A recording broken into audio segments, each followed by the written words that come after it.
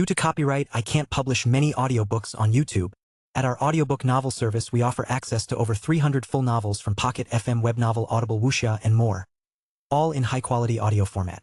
Each novel is available with a one-time payment only. No subscriptions, no monthly payment, and no ads. Payments via PayPal or Ko-fi. To browse the full list of available novels, message me directly on Telegram or WhatsApp, or check out our full catalog on Discord. Chapter 901.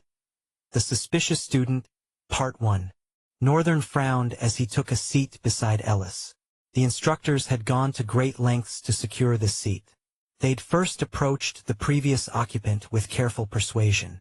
Though initially reluctant, the student changed his mind upon learning who would take his place. He yielded without further protest. Northern had leveraged his growing reputation to make this demand. Yet now he sat grimacing as if someone had forced him there against his will. An awkward silence hung in the air for several seconds as he settled into the seat. Gazes from around the arena fixed on him. Some filled with delight, others with fear, envy, or respect. The attention prickled at Northern's skin until the teams of new participants began filing into the arena, drawing eyes away from him. Northern shifted his focus to the incoming participants. The white-haired student president strode in, a massive warhammer strapped to her back. Something about the weapon tugged at Northern's memory. He squinted, studying it for several heartbeats before his eyes widened in recognition. What? Isn't that the hammer I forged? Indeed it was. Elina had given him that mineral intending for a sword, but Northern had crafted a warhammer instead, sensing it would better channel the essence of the rift mineral, the Ethereum. Northern stared, momentarily speechless. A boy with auburn hair followed, then a girl whose crimson hair flowed like liquid fire behind her. He recognized her from his first encounter with the council president. So, how have you been these past few months? Ellis ventured. Northern shrugged. It's only been 3 months, but I've been good. Busy. Ellis smiled and looked toward the stage. We can certainly see that. Northern glanced at Helena, who sat in unusual silence. The Helena he'd known would have jumped into the conversation by now. People change in 3 months too, I suppose. He turned his attention back to the stage. Both teams now stood ready, and the first round of fighters climbed onto the platform. Northern hadn't paid much attention to other combats, but one particular story had reached his ears despite his disinterest. He wasn't the only rising star among the students. Another fighter had emerged from the shadows. This one shrouded in mystery. All anyone knew was that he belonged to the combat school and wielded a dark, formidable ability. His fighting skills were remarkable too. Northern's meteoric rise had overshadowed the strangers, but the mysterious student possessed immense power. He and his team had defeated every team from the student council. No one had expected an ordinary team to battle their way to the finals. But it wasn't that news that captured Northern's interest in their battle. It was one particular member of that team. Just one. Mrs. Lackey, the red-haired woman with a puffy ego, stood in the center of the arena. She wielded twin stilettos, her armor sleek and fitted. A crimson and silver blend that glittered blindingly in the soft morning sunlight. As the examiner signaled the start of the battle, she crossed her arms over each other, leaned forward, and dove in for the kill. Her opponent was a timid boy with freckles dusting his cheeks and large green eyes. But those eyes seemed dark and lifeless, like abandoned wells. That detail unsettled Northern deeply, but he continued to watch. As the woman flowed toward him, the boy stood motionless. She closed the distance until her weapon curved a deadly arc aimed to slice into his neck from the side. Suddenly he dropped to a low crouch. A sword materialized in his hands, completing its formation just as his arm blurred forward. The girl, quick-witted, leapt backward immediately, her face draining of color, confusion flashing across her features. The boy with the dull, lifeless expression stared at his sword, which had thrust through empty air and barely scraped her armor, with complete indifference. Just as she landed, he vanished, surging forward with speed. Having barely found her footing, The girl threw her hands up to block his first strike. The sound of their metals clashing rang out like a metal barrel exploding. Her eyes widened at the raw power behind his strikes. Like a mechanical, emotionless warrior, he was already tracing another attack from above. The girl deflected it again, directing his momentum outside her defensive zone to create space for a counter. But the boy's fist dove forward, smashing into her armor with thunderous force. Air blasted from her lungs, her stomach seemed to collapse from within, and blood trickled down her lips. She frowned and thrust her blade toward the boy's exposed chest. But he vanished, leaping skyward and landing far from her reach. A crimson aura blazed on her daggers. Her legs staggered, but she refused to fall.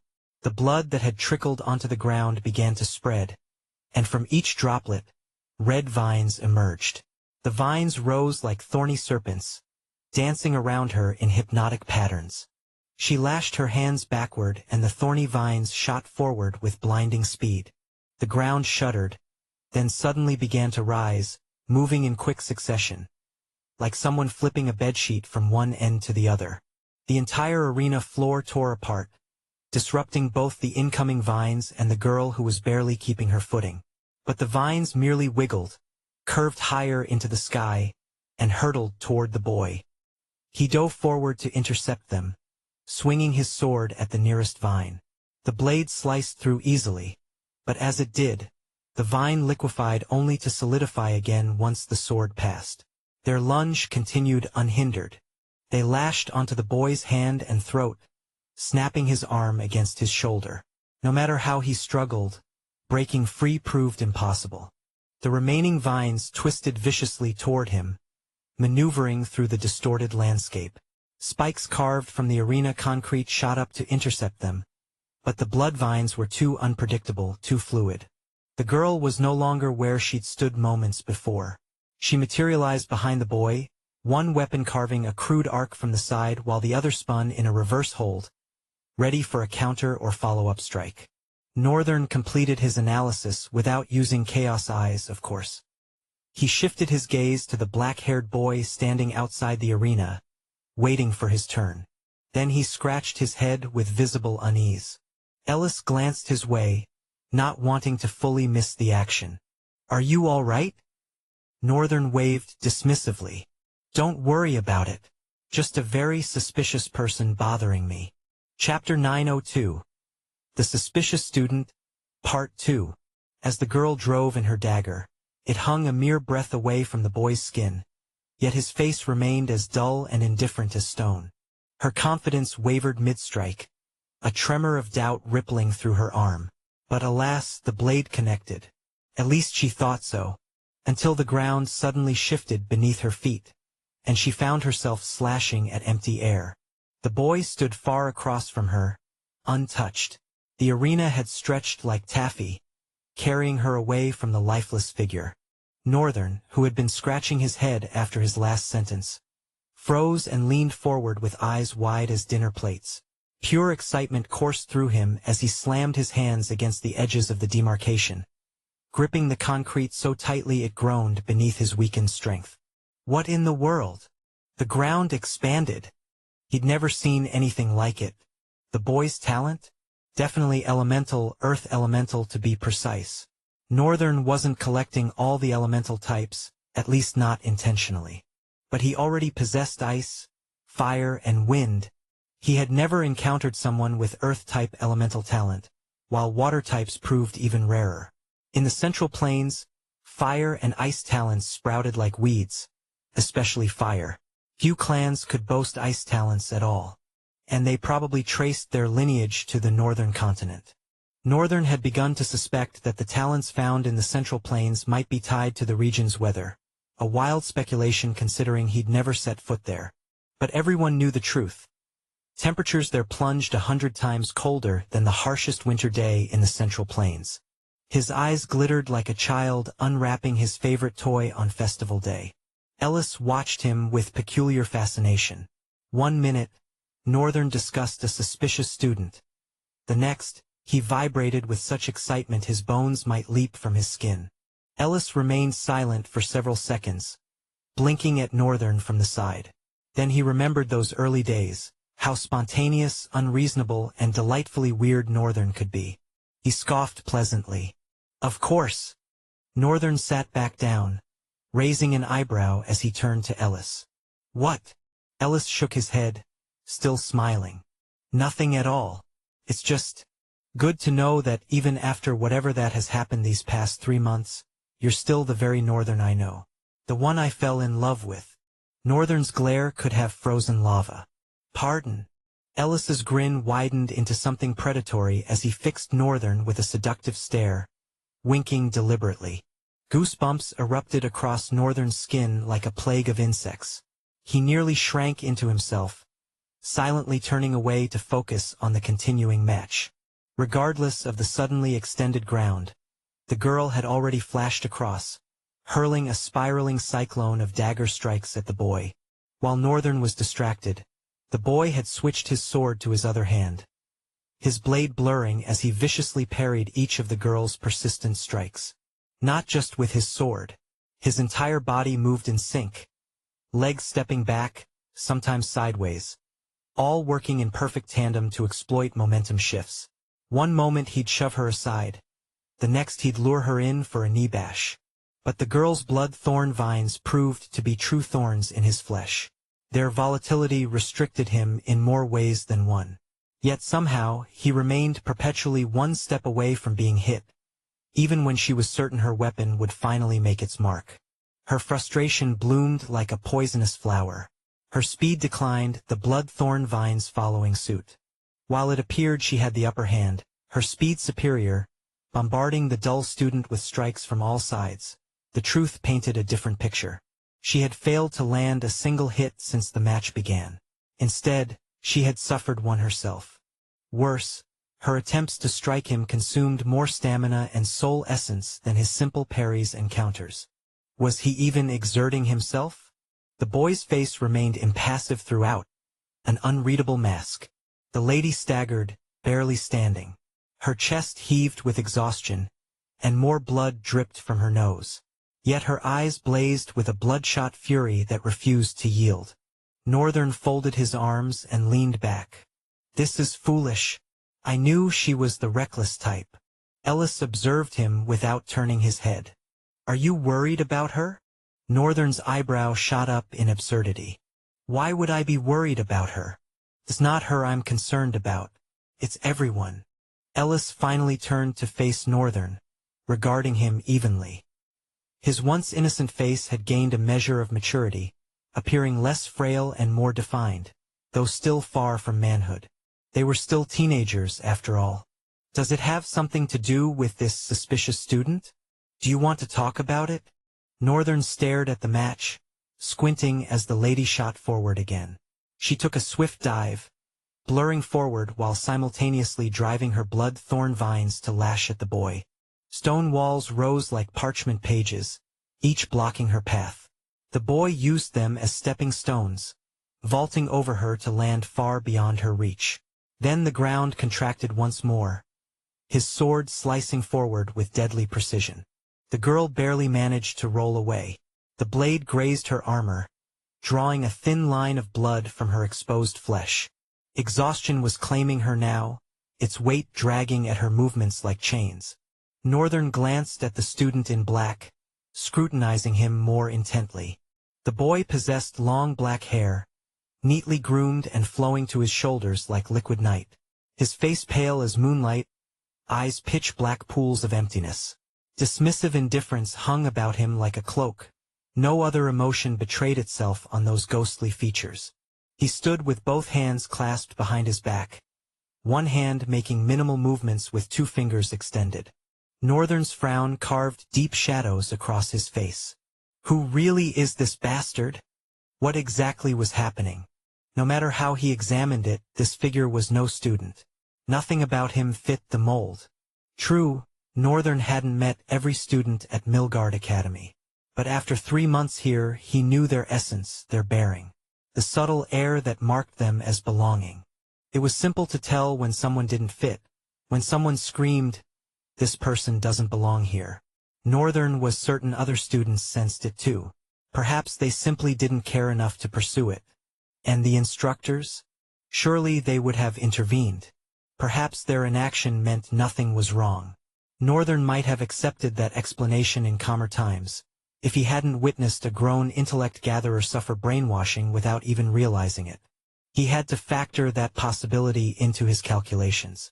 All right then. Northern exhaled and decided to look at him. However, target profile unavailable. Target soul is sealed with a strange anti-clairvoyance divination technique.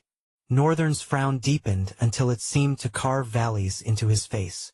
Shadow claimed his features despite the morning's brilliance. At that precise moment, the suspicious student shifted his gaze. Eyes locking directly onto Northern, his expression cold.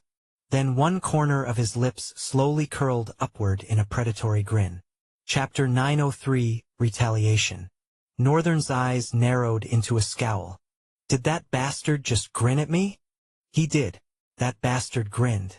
Just like the first time Northern had laid eyes on him, the guy kept staring directly at Northern, for no discernible reason.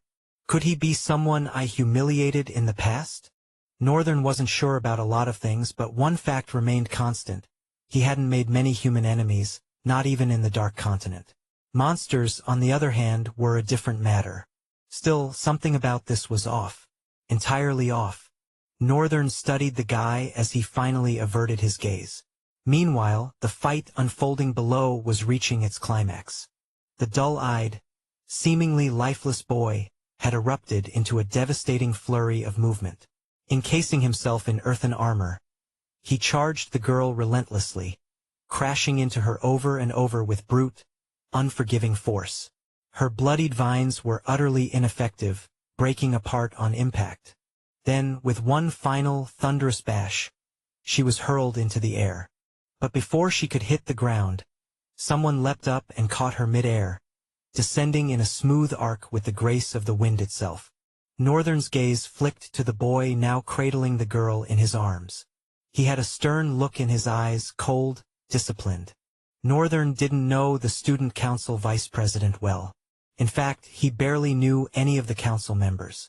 But from what little he'd seen, the guy had always been smiling, approachable, pleasant. Now, though he was anything but, his aura had shifted. His heterochromia eyes shimmered faintly, one flecked with frost, the other with steel. Both carried a dangerous calm. The dull student remained motionless in his stone shell, impassive, even as the vice president landed and gently set the girl down. Moments later, the examiner and medics rushed in. They whisked her away, and the match was declared over. A new one was already beginning. The next two contestants stood at opposite ends of the stage, glaring coldly at one another. The vice president's stare was razor-edged, frozen solid. The other student's expression, by contrast, was blank, detached, devoid of anything human. Ellis, who'd been watching Northern out of the corner of his eye, finally turned away. Northern hadn't answered the question Ellis had asked earlier. He'd been too deep in thought. Yet Ellis didn't press.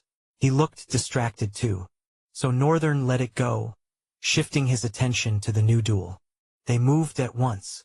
One fighter darted forward with fluid elegance, as if wind itself carried him.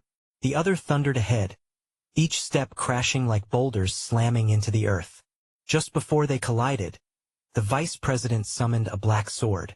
Dark ink bloomed along its blade, liquid in texture, but burning like fire. With a swift upward slash, he carved it through the air. The other student charged directly into the arcing ink trail. The vice president slipped aside, effortlessly dodging the impact. The moment the bulky student passed through the stained air, he stumbled. His thick stone armor now bore splashes of that burning black ink, as though a cauldron of it had been hurled at him. The boy lost orientation for a few seconds, stumbling in disarray. But those few seconds were more than enough. The vice president was already in motion, efficient, surgical. Even before the boy staggered, he had pivoted sharply and hurled his blade with precision toward the boy's exposed back. The sword struck home. It drove into a thin seam where the stone armor hadn't fully sealed. With a deft flick of his wrist, so sharp it could have cut silence. He twisted the blade, forcing a chunk of the armor to splinter and blast off in fragments. In the same breath, his fist crashed into the opening like a falling hammer. The dull-eyed boy reeled forward, nearly collapsing to his knees. But he stopped, frozen mid-fall like a marionette caught between strings. Then jerked upright and spun, a blur of retaliation aimed to strike. But the vice president was already gone. He danced ahead of the blow, sword and footwork weaving in tandem. With a quick shift of momentum, he redirected the boy's wild strike, throwing his arm wide to break his balance. Given the weight that the boy carried, the tactic was genius. As the student faltered, the vice president swept in low, his leg slicing a brutal arc. His foot smashed into the boy's side, and stone exploded from the impact, shards flying like glass under pressure. Still, it wasn't without cost. The vice president landed hard, bracing himself, jaw clenched through the pain, but his momentum never broke. He surged upright, sword slashing upward, inking the air once more. The boy stumbled into the dark haze and crashed to the ground. Another moment of disorientation. He remained down for several long seconds, breath shallow, eyes vacant. Then, groaning, he rose again. This time, he shifted strategy. The stone armor peeled back from his body, retreating into his arms alone, condensing into massive gauntlets around his spindly forearms. He charged. Though his torso was now bare of stone, the black ink still clung to him, like a curse that refused to fade. The vice president watched in silence, still, calm. But there was a glint in his eyes, a cold, poised wickedness. A scabbard shimmered into existence in his hand as the boy leapt, aiming to bring all his might crashing down. At the last possible moment, the vice president sheathed his sword. As the blade slid into its resting place, the ink smeared across the boy's body erupted. A burst of dark smoke swallowed him whole, snuffing his momentum like a candle in a storm. Already anticipating it, the vice president darted forward, vanishing into the haze. Seconds later, both of them emerged. The boy came tumbling out, limbs flailing. He rolled all the way to the edge of the arena, where he lay still, unconscious. The vice president stepped out calmly as the smoke unraveled behind him, fading like a whisper. He didn't bask in victory. He didn't celebrate. He simply turned his head and fixed his gaze on the next opponent. His eyes, cold and calculating, promised more than just a fight. Chapter 904. Control. The vice president continued to stare with cold intensity, even as the medic team hauled his fallen opponent out of the arena. The next challenger stepped forward. A girl, tall and slender, her orange hair tied back in a taut ponytail. Pale blue eyes sat beneath her lashes, delicate and uncertain, holding surprise, fear, and hesitation like trapped birds behind glass. She ascended the stage quietly, rubbing the side of her hand and avoiding the vice president's gaze. Shay narrowed his eyes for a moment, noting the subtle twitches in her expression. His auburn hair drifted in the breeze, now growing colder as the morning air transitioned toward noon. She was still stalling, but the moment the examiner signaled the start of the match, something inside her snapped. A spear shimmered into her grip. She twirled it in one hand, the shaft a rich brown hue that gleamed faintly in the growing light. Her expression twisted, an unhinged, crooked grin creeping up her face as her once gentle eyes ignited with a manic gleam. In the blink of an eye, she became someone else entirely. That transformation unsettled Shay, though he locked away the concern. There was no time. She was already lunging at him, fast as a bolt of instinct.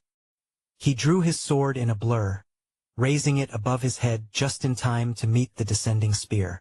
Steel collided with steel, and a shockwave rippled outward in a perfect ring. His legs trembled slightly under the impact, but he shifted the blade's angle and used her momentum against her, making her falter sideways. He pressed the opening. A cascade of rapid kicks followed, sharp, fluid, relentless. His legs whipped at her like thorns on a storm-born vine, fast enough to blur. Every movement was precise, like he was striking notes on an invisible instrument. But she was no fragile opponent. She spun her weapon, stepped back, twisted away, blocked, sidestepped. Every motion tight, practiced, wild. She didn't just evade. She mirrored his rhythm. She danced with him. Her spear arced to her side, carving a vicious, elegant spiral before she dashed forward, spinning the shaft above her head and lunging with accumulated force. Shay's sword flashed outward, trailing black afterimages. Steel met spear with a shriek of force. He deflected the blow with raw power, but she was already pivoting into another strike, hurling herself into the fight like a wildfire refusing to die. She wasn't just reacting. She was studying him. Every nuance of his stance, his shifts in balance, his movements. She drank it all in with uncanny clarity. Shay tightened his grip. As the vice president of the academy, and the right hand of someone like Nasira, who wore irresponsibility like a crown, Shay had always been the one to calculate, to plan, to carry the burden of consequence. And he was good at it. Not because he craved titles or admiration, but because he loved to calculate. Shay was the type to map out every strike in his mind before a single blow was exchanged. That was exactly what he'd done with his last opponent. Predict, dismantle, finish. He was ruthless, precision embodied. And the nature of his talent only deepened that edge, deceptive, crafty, tailored perfectly to his style. But most people never looked twice at him. Many assumed he was hiding behind Nasira's shadow, the quiet strategist tucked away under a louder crown. Today, the ordinary students were seeing him for what he truly was. Dangerous, lethal. And for someone like Shay, whose every win hinged on cold, clean control, having an opponent who was not only watching him just as closely, but laughing through the chaos was a devastating shift. The girl's grin widened as she began to circle him slowly, dragging her spear along the floor with a screeching sound that sent a tremor through the air. She tilted her head and lifted her chin. "Oh? Do you find yourself at a disturbing crossroads, a vice president?" Her voice slithered through the space between them, mocking, satisfied, and disturbingly pleased with what she saw. Shay frowned, a flicker of confusion passing over his face. "Do I know you?" The girl's grin widened, eyes glinting with something unhinged. Her voice came, lilting like a chime dipped in venom. "You could never. But I know your kind. Your type. Your person. Not you. Don't insult me. I could never know a cannon fodder like you." Shay's frown deepened. His eyes narrowed as he subtly tracked her movements, quietly calculating, steadily observing. She kept circling, her feet light, movements taunting. "You think you've got the world in your grasp, don't you?" Her voice slipped into something eerie, low, jagged, unsettling in its cadence. It didn't belong to her face, not at first glance. But the grin she wore, the twisted thing carved across her lips, matched it perfectly. "In that tiny, arrogant head of yours, you believe there's an answer to everything. That if you think hard enough, calculate precisely enough, you'll win." Shay studied her in silence, frown etched firmly in place. After a pause, his voice emerged, calm and even. "You speak as if you bear a grudge." She stopped. Her grin, "Oh, my rotting soul, what is it with these sprouting seedlings, thinking they matter so much? Why would I hold a grudge against a child?" Shay tilted his head slightly, something strange glinting in his gaze. "You speak as though you weren't one yourself." She sneered and waved him off, expression contorting with disgust. "Never mind, boy. You wouldn't understand. Your mind is far too small. But, for what it's worth, I don't just intend to defeat you today. I want to break you. I want to shatter your precious little mind." A silence stretched between them, taut and razor-edged. Shay said nothing. He simply watched her. For a few moments he was still as stone. Then, slowly, he raised his sword. His expression unreadable, face calm, but his thoughts a storm beneath the surface. Her grin returned, wider, more grotesque than before. "Good. Good." Her pupils dilated. Her grin widened into a twisted crescent, teeth clenched in delight. Because the only control here is the one I'm wielding. And with that, she launched forward, spear arcing, madness igniting her step. Chapter 905 Tremendous. Clang, clang, clang. Sparks scattered like fireflies on the verge of combustion as the girl lashed out from every direction. Her spear snapping through the air like a whip bound to her sheer will. She fought with unchained ferocity. Every motion, every strike was untamed precision. Shay, for his part, kept pace. His sword moved like a needle threading through chaos, deflecting each punishing blow with the same calculated sharpness he was known for. But the truth lingered in the tension of each clash. Tremendous. That was the word. Every strike she launched was tremendous, overwhelming in weight, speed, and unpredictability. And he felt it. His hands ached with each deflection, the shock of her momentum digging into his bones. But pain was irrelevant. Shay's mind stayed sharp. His reflexes never betrayed him. The girl blurred in and out like a specter of madness. One moment she was driving him back with relentless aggression. The next she was behind him, her spear whipping through the air like a rope spun from storm winds. She moved with reckless precision, deliberately vanishing into distance only to reappear, thrusting her spear forward like a lightning bolt let loose. Shay's hands met her chaos with matching fury. He parried each strike, his sword arm slashing in rapid arcs. Their weapons blurred. Their hands vanished. Steel danced against steel in an almost invisible exchange, each movement a beat in an escalating symphony of violence. From the sideline, Northern watched with an icy gleam in his eyes. He didn't like how the battle was evolving. The vice president, formidable, graceful, a maestro of calculated violence, was being stretched. And it wasn't about stamina. It was intent. The girl was dragging something out of him. She fought with a deceptive rhythm, chaotic, seductive. A style that provoked reaction, demanded adaptation, and lured her opponent to meet her on her terms. It was designed to bait, to pull the best out of her enemies just to show them it wasn't enough. To force them into urgency, then break their rhythm. Northern saw the trap for what it was. It was combat theater, a psychological war, a performance meant to unseat certainty. Because in no manual of war, in no strategy scroll, was it ever written that you follow your opponent's pace and come out the victor. Not in battles like this. Not between drifters. To win, you had to impose your own rhythm, even when the world screamed otherwise. That was the essence of style, the core of a drifter's combat philosophy. Lose your rhythm and you lose your edge. Lose your edge, and the battle is already over. In that moment, Shay's movements began to falter. Inkfire splashed through the air as his blade carved black arcs, each slash vivid and precise.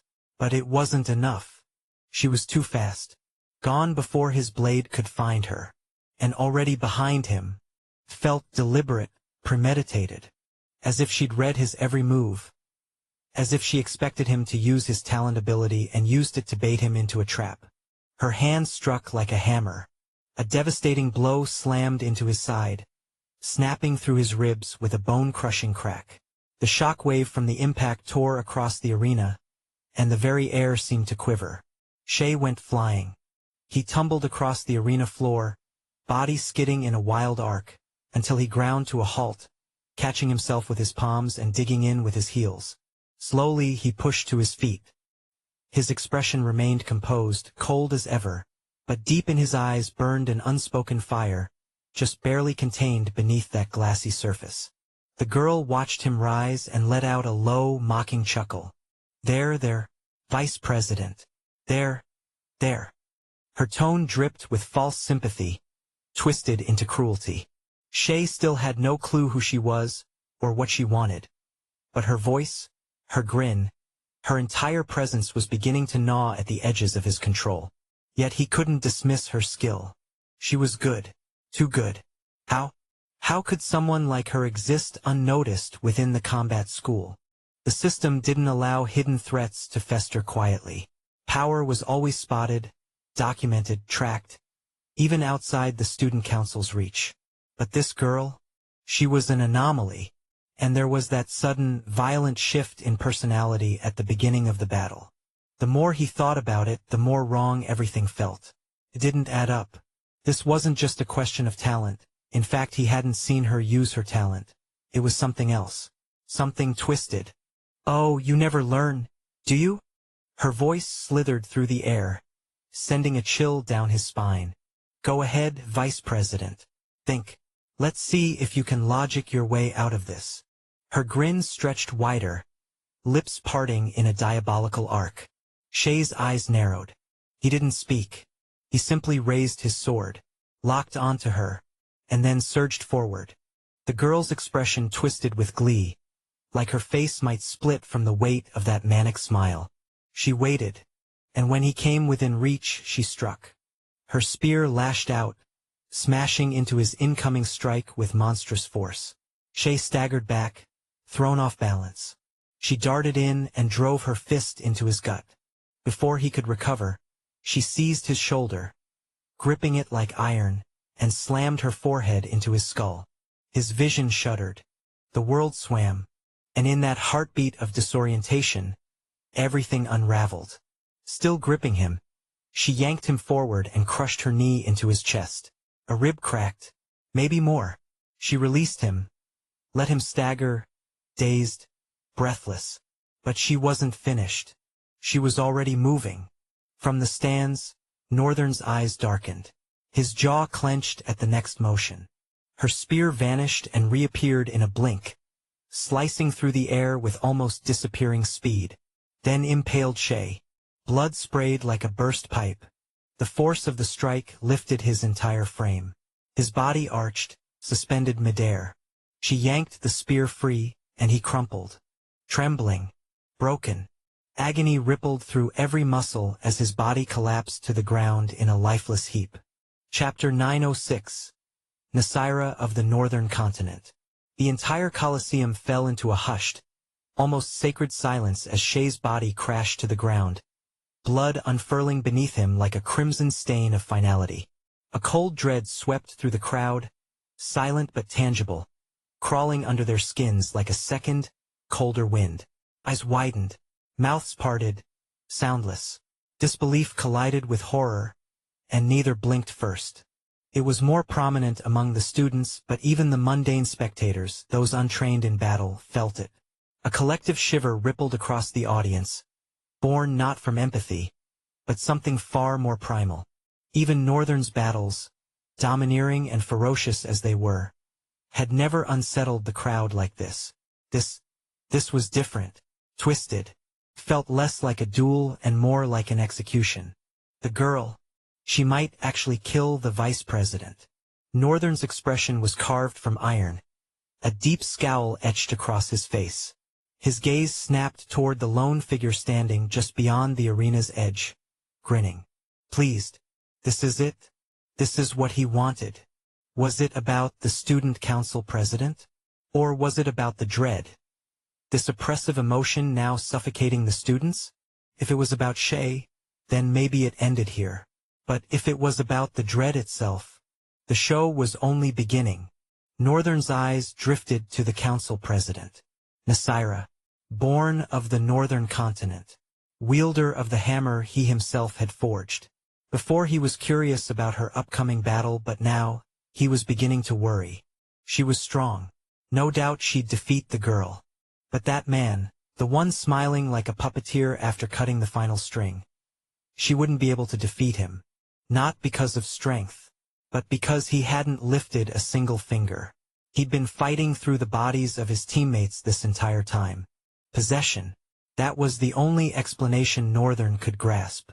Some facet of his talent must allow him to inhabit others, maybe even amplify them, strengthen them in ways no one saw coming. Because in a place like Mygard Academy, a student strong enough to challenge the council vice president would never be unknown. And yet, here she was, a girl who didn't look the part. Didn't look like someone capable of dismantling the vice president. But when she grinned, that grin, it mirrored the dark-haired man at the edge. There was something in it, a familiarity, a shared madness. And that was all Northern needed. The conclusion became inevitable. This wasn't her battle. It was his. He had been fighting all along. As the medics carried away the vice president, Nasira was already climbing onto the arena platform.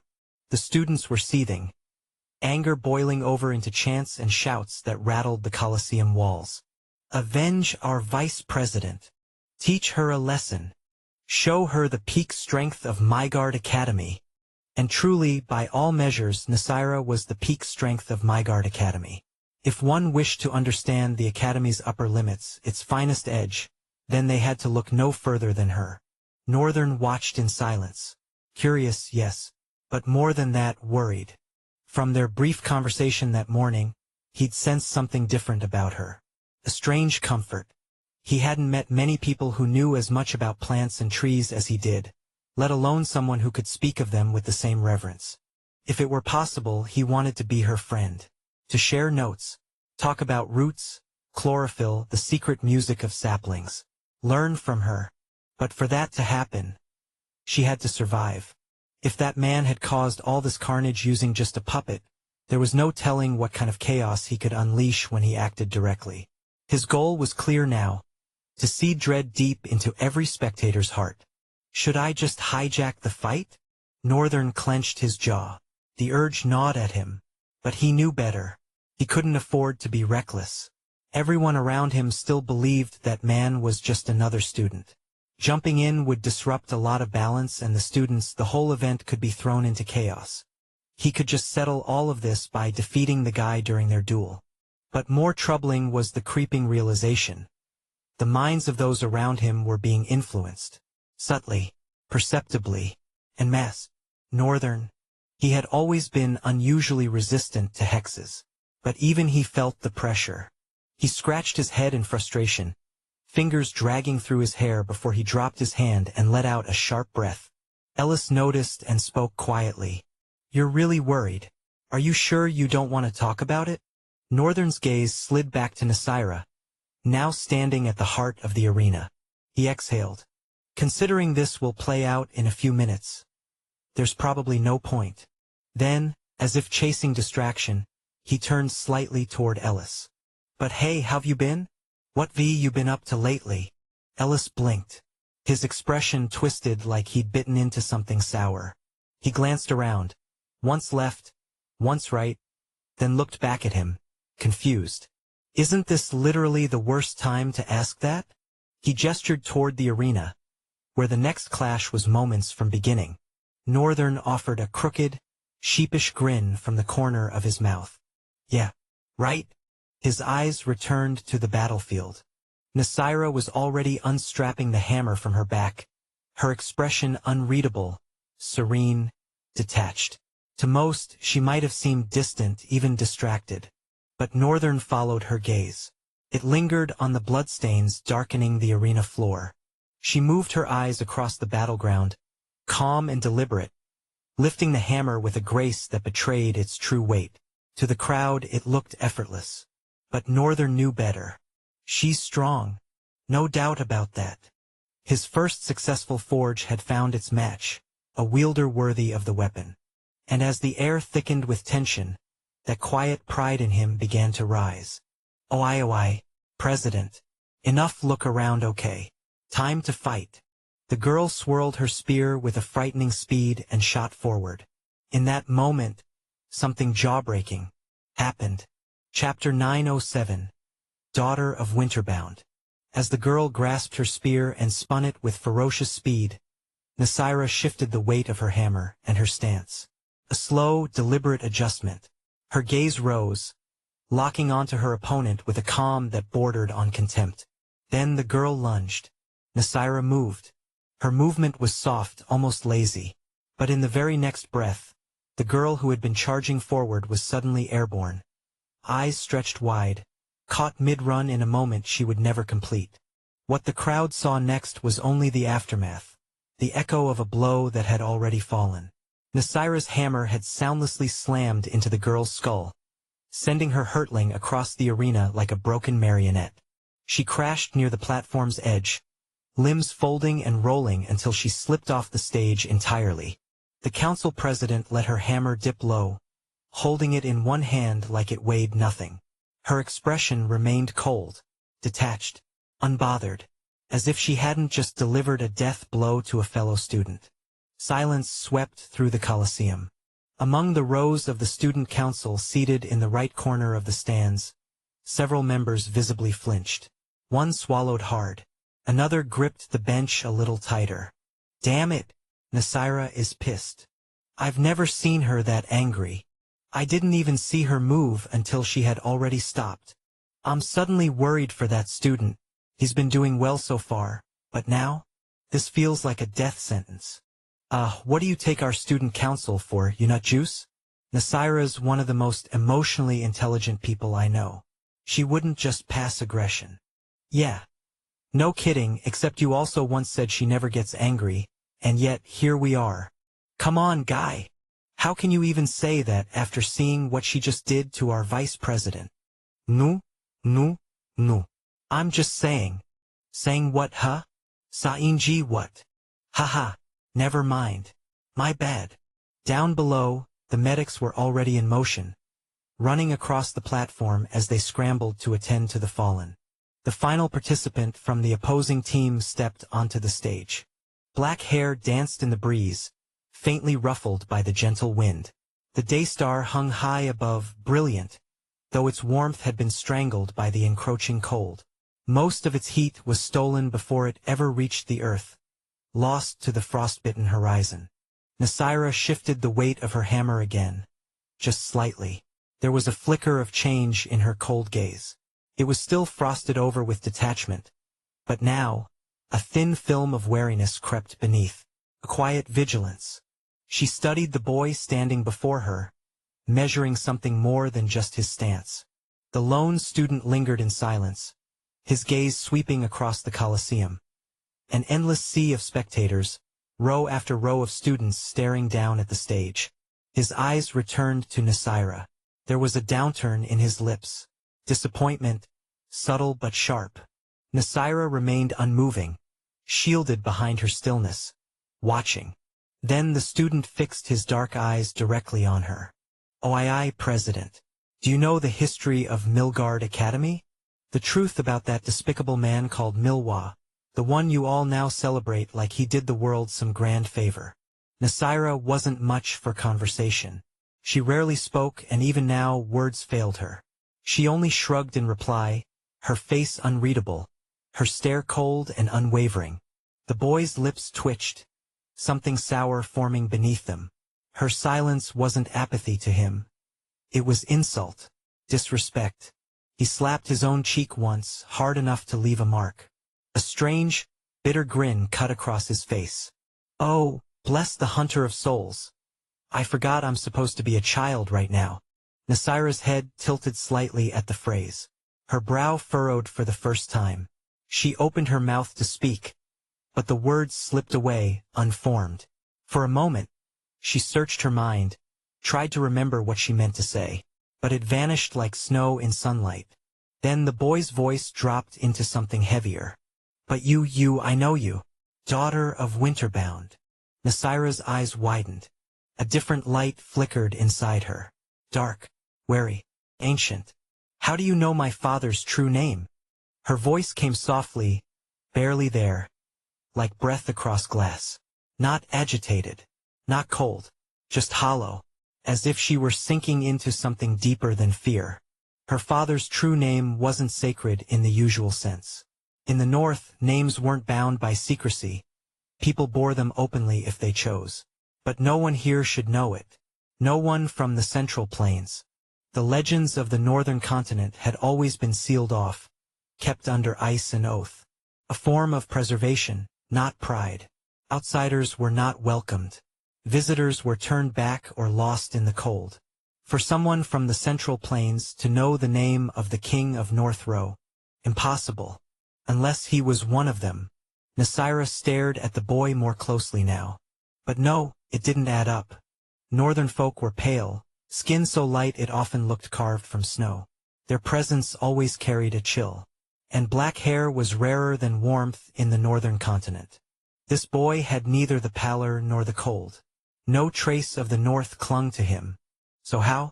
A crude grin split across his face as he tilted his head, a wicked white glint flaring in the depths of his dark gaze. Did I hit a nerve? Daughter of Winterbound. Every time he uttered her father's true name so casually, it stoked a heat inside her. An unfamiliar, burning weight swelling in her chest. Not rage, not yet, but something primal and sacred being scraped raw. And his grin, gods, that grin. It looked just like that of the girl she had just defeated. Twisted. Like a cracked mirror smile stitched onto the wrong face. Nasira's brows folded into a scowl, her small face taut with quiet fury. In that moment, her serene beauty flared with a radiant, almost divine anger, holy and chilling, like a snowstorm touched by flame. "Who are you?" she asked, her voice low, sharp. But his grin only stretched wider, eyes glimmering with madness. He drawled, voice taunting and theatrical. "Why, lady? Did I finally pique your interest?" He lifted one hand like a conductor ready to unleash a symphony of chaos. "Oh, spare me the talk, daughter of Winterbound. Swing your hammer." With a snap of his fingers, reality behind him cracked. Several stars of black light bloomed into existence, hovering in the air. Each one coalesced with a low, ominous hum, forming sleek, jagged black blades that spun around him in orbit, ringing with a hollow clangor that echoed like the tolling of distant war bells. Chapter 908. Hammer of Judgment. The swords shot forward, blurring with ferocious black speed, twisting and twirling through the air like a storm of fangs. Nasira surged ahead with a soundless step, twirling her hammer into motion. Each clash between hammer and blade detonated with thunderous force, sending tremors crackling through the arena. She moved like a drifting leaf, an image that defied the brutal weight of the weapon she wielded. Sometimes, she held the hammer with one hand, swinging it in fluid arcs. Other times, she hurled it overhead with both arms, crashing down upon the swords. Yet no blade shattered.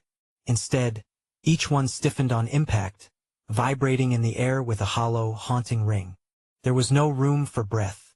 Another set of black swords surged forward, even faster than before. An unrelenting storm. Nasira flowed too, elegant, springing, untouchable.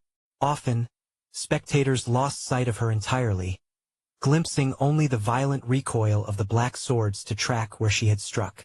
She crushed another wave of blades from the flank. Her hammer belched with a crackling roar, a godly sound, and from the strike, chains of lightning burst forth. Spirals of electricity leapt into the air, linking to nearby swords, causing them to stiffen and vibrate violently in their orbit. But Nasira was already gone again. She hurled her hammer behind her, shooting forward like a silent tempest, if such a thing could exist. She closed the distance between herself and the strange student. Yet he was no idle spectator. With a sweep of his arms, like a maestro conjuring madness, the black swords responded, swooping back toward her with lethal precision, aiming for her exposed back. Nasira twisted sharply, pivoting in midair. In a single fluid motion, she slammed her hammer into one sword, shattering its momentum. As she landed, she rolled into another motion, swinging to crush the next incoming blade. She was airborne again, flipping through the sky with an unnatural grace. And as she fell, she struck the ground with a devastating hammer blow that should have torn her limbs apart. Instead, a massive shockwave rippled out. The black swords froze in place, hanging stagnant in the air like marionettes with severed strings. In that moment, Nasira lowered her hammer, letting it touch the ground for the first time since the battle began. Her eyes closed gently. A faint blue light spiraled around the weapon, encasing it like mist drawn to flame. The glow extended from the hammer's surface, linking to her hands where they rested upon the shaft. Then came the runes, no, not runes, patterns of glyphs, ancient and flowing. They ignited along the hammer's length, from the worn shaft to the broad hammerhead, pulsing with hidden power. In the crowd, Northern held his breath. He didn't remember giving that hammer such a trait. But the answer presented itself. You have discovered talent. Relic-born, SS. You do not have a slot to copy this talent. Northern scowled. Damn it. I can't wait for these 3 months to fly by. His focus snapped back to the stage. The glowing glyphs spread upward, wrapping around Nasira's forearms, forming warlike tattoos that pulsed with subtle energy. She adjusted her grip on the sledgehammer, dragging it across the ground to her other side. The motion realigned her stance, optimized now to channel the hammer's momentum, to control the battlefield through weight and rhythm. The air around her changed, subtly crackling with something unseen. Yet the faint hiss of burning energy whispered through the silence, like static clinging to the air. Across from her, the strange student narrowed his eyes and lifted a hand to his face. Instantly, the floating light of black swords responded. They converged, merging into each other, growing darker, longer, denser. Shadows thickened as the blades fused into one enormous weapon, and it loomed above the council president like a reaper's verdict. Nasira didn't flinch. Her face remained blank, carved from calm. Her glowing blue eyes were distant, cold and ethereal. The massive sword hovered, suspended like judgment in the sky. The Colosseum fell still. Even the wind held its breath. Then came the eruption. The colossal black sword surged skyward, a streak of black lightning twisting around it like a helix of wrath. And Nasira moved. She blurred forward with a force that defied description, chasing the wind itself.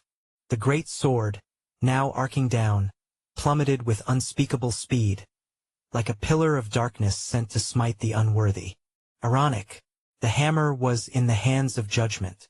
Yet in the moment before impact, Nasira vanished. When she reappeared, she was already behind him. Her hammer screamed through the air, carving a vicious arc toward his skull. The student's eyes widened, twisting into a mask of dark disgust. At the last heartbeat, he ducked, and the hammer wheezed past his hair, missing him by the breadth of a whisper. But there was no pause. In retaliation, a cluster of black spears materialized in the air and lunged at Nasira from all sides. She moved the hammer like it weighed nothing, like it was a sword in the hands of a duelist. Each swing deflected a spear with blinding precision. Sparks burst with every impact, echoes ringing like divine percussion. The student used the chaos to flee, but Nasira was already moving again, her figure a streak of force racing across the field. High above, the massive black sword, which had halted mid-strike when she vanished, now flared back to life. With a blinding flash, it tore through the air, surging forward once more. This time, aiming to intercept her path directly. Her gaze narrowed, tight with resolve, unwavering. As she sprinted forward, charging straight toward the colossal sword now barreling toward her in a horizontal blur of blackened light. Her arms sparked, electricity coursing through her veins like storm-touched rivers. The hammer crackled in her grip. The glyphs etched along it surged brighter, alive with pulsing energy, like veins feeding an ancient force. Then, in the instant before impact, Nasira shifted. A subtle sidestep, precise, calculated. She opened a path for the massive sword to slice past her harmlessly. But that path didn't remain empty for a millisecond. From behind her came the real strike. The glowing hammer, hurled with perfect timing, met the obsidian blade head-on. The collision was cataclysmic. A blinding burst of light exploded between them. The air screamed. Electricity rippled out in jagged waves, surging through the black sword like a wildfire of pure voltage. The obsidian blade shuddered, its form distorting, writhing against the hammer's power, caught in the clash of divine steel and condensed shadow. Electromagnetic force rippled across the arena, vibrating through the ground. Dust spiraled. Spectators shielded their faces. In that instant, it felt as if the world itself had flinched. Chapter 909, Dawn of Black Swords. White veins of light surged across the blade like strands of rabid madness. As it reached the tip, the light pulsed with blinding intensity, and with a resounding, tremendous impact, the sword exploded, shattering into fragments of vanishing light. The man stood frozen, his eyes wide for several heartbeats. Then, Slowly, his lips curled into a smile. "Oh, oh, my lightless soul. You really are strong. Indeed, the people of the northern continent are closer to the peak of civilization that was once lost." Nasira wasn't sure what he was saying and why he was smiling, but something about that grin gnawed at her. Bitter, mocking, unwarranted. Crawled beneath her skin. She wanted nothing more than to wipe it off his rotten face with the flat of her hammer. The burning in her chest responded to that desire. It grew. Intensely. Her breath quickened, rising with her temper. Northern, meanwhile, seated high among the spectators, was speechless. His eyes remained wide, terribly wide, still arrested by the sheer, terrifying force Nasira had just displayed. How is she that strong? With an SS-class talent. He couldn't understand it. Nasira was living proof that talent class wasn't everything. Not nearly as much as people made it out to be. To him, the constant glorification of talent class was a farce, a tool used by the privileged to inflate their sense of worth. A propaganda weapon. Talent class was just a seed, a glimpse of possibility, not a finished product. The true hierarchy? Soul rank. Of course, among students it wasn't so simple. Their world hadn't yet opened wide. They were still shackled by class, not soul. Most would only begin evolving their soul rank after graduation, when they faced real rifts and battles that forced growth. He folded his arms and leaned back, eyes narrowing with renewed interest as he watched her. I'd love to fight her one day. See just how physically strong she is to be able to wield that hammer like it's nothing. There was something almost reverent in his stare, a quiet admiration reserved for only the fiercest fighters. Northern was not one to be easily impressed. But Nasira, she'd just shaken the cage of his expectations. Ellis sneakily observed the look in Northern's eyes, then shifted his gaze to the arena, curious to see what, or rather, who, his friend's eyes were fixed on. Then he looked back at him. Northern's gaze darkened in an instant. What? Ellis only grinned, tilting his head like a cat who had just caught something squirming. Oh? You're growing, aren't you? Northern frowned, the confusion plain across his face. What is that supposed to mean? Ellis reached out and gave his shoulder a pat. Don't worry, my friend. We've got a lot to catch up on. Northern muttered, leaning back again. Wipe that nasty expression off your face. Both of them turned their attention toward the battle, their previous exchange fading into silence. Down in the arena, the black-haired student stood motionless, smiling. Oh, since you're so amazing yourself, that means I should raise the standards for you, right? Nasira didn't understand what he meant, didn't care either. She wasn't one for riddles or games. Nasira was a one-dimensional person, through and through. It wasn't a flaw, not to her. It was just her way. If she wanted to kill someone, she simply would. Not out of pride. Not because she was a princess, but because that's who she was, unmoved by social noise, detached from status, from consequence, from the swirl of people that tried too hard to mean something. She saw things for what they were, or more accurately, for what she decided they were. Flat, simple, uncomplicated. Of course, there were exceptions. A flicker of a recent exception fluttered into her mind, uninvited. Her thoughts teetered for a moment. She was tempted to look away, but she didn't. She couldn't. Looking away now would mean giving the strange student an opening. Worse, she didn't want him seeing it. Didn't want him commenting about that particular person. Her new friend. Suddenly, something clicked. Her eyes widened briefly, then dimmed, quiet and cold. She whispered, mostly to herself. That's right. If she didn't defeat this strange, theatrical bastard now, then he'd be facing Northern.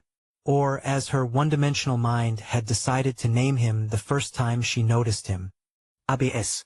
Her gaze thickened with unshakable resolve. The aura around her brightened, as if feeding off that clarity. Above, the student extended his hand. His smile twisted. His pupils narrowed into wicked slits. The sky quivered. Then, like a god sketching swords into the canvas of the stars, luminous blades began to carve their form across the heavens. Dozens, hundreds, each one sculpted from the light of the night, paradoxical and pure, yet reeking of violence. They filled the sky, swallowing it, smothering radiance in pale, soulless shadow. The cold air wafted through the Colosseum in a dreadful hush. What had been a bright, buzzing day dimmed abruptly. Like the heavens had swallowed their own sun, and the clouds now loomed, bloated with rain. A hush spread. Then murmurs, uneasy, widespread, heads turned upward. The sky, once endless and blue, was now host to a swarm of black swords. Not dozens, not hundreds, an endless congregation, suspended midair like a graveyard frozen in time. People muttered beneath their breath. Questions crawled up their throats. Was this really necessary? Could anyone, even the president of the student council, endure this many blades? Wouldn't she break? Would she collapse under the pressure of defending against such a cataclysm? Even Northern, seated among the higher rows, shared the unease sweeping through the crowd. And he was not the type to be easily shaken. The sheer number was staggering, towering, absurd. Nasira might make that massive hammer look light, like it was a simple sword tossed with grace, but he, more than anyone, knew how much force it took to wield something like that. He'd felt the strain of battle, the scream of ligaments, the quiet agony of bone pushed too far. There was no way her arms weren't screaming beneath that composed face. And for the first time since the duel started, Northern felt pity. I hope she can actually win this. He couldn't remember the last time he'd watched a match with such sincerity. Sitting back, jaw tight, hoping his choice of victor would actually pull through. And it wasn't just him. The entire Colosseum had fallen into a trance of shared tension. Everyone collectively holding their breath. The crowd was heavy with anticipation, rooting not with shouts, but with silence. Hope twisted through them like a quiet prayer. They wanted her to win. Even though her situation looked hopeless, comically so, they still clung to a miracle or at the very least, brute defiance. The president of the student council had to prevail. The peak of Milgard Academy could not fall. Not in front of everyone. Even the instructors, stoic and seasoned, stood tensely at the edges. Their gazes sharp, their throats locked. The rising storm before them was beginning to swallow the very laws of decorum. And yet, Nasira, there she stood. In the eye of this monstrous swarm of swords, hundreds of thousands, maybe even millions, without a flicker of fear on her face. Detached, oblivious, too one-dimensional, perhaps, to notice that the entire Colosseum had turned into her cheering court. Too uninterested in public sentiment to care.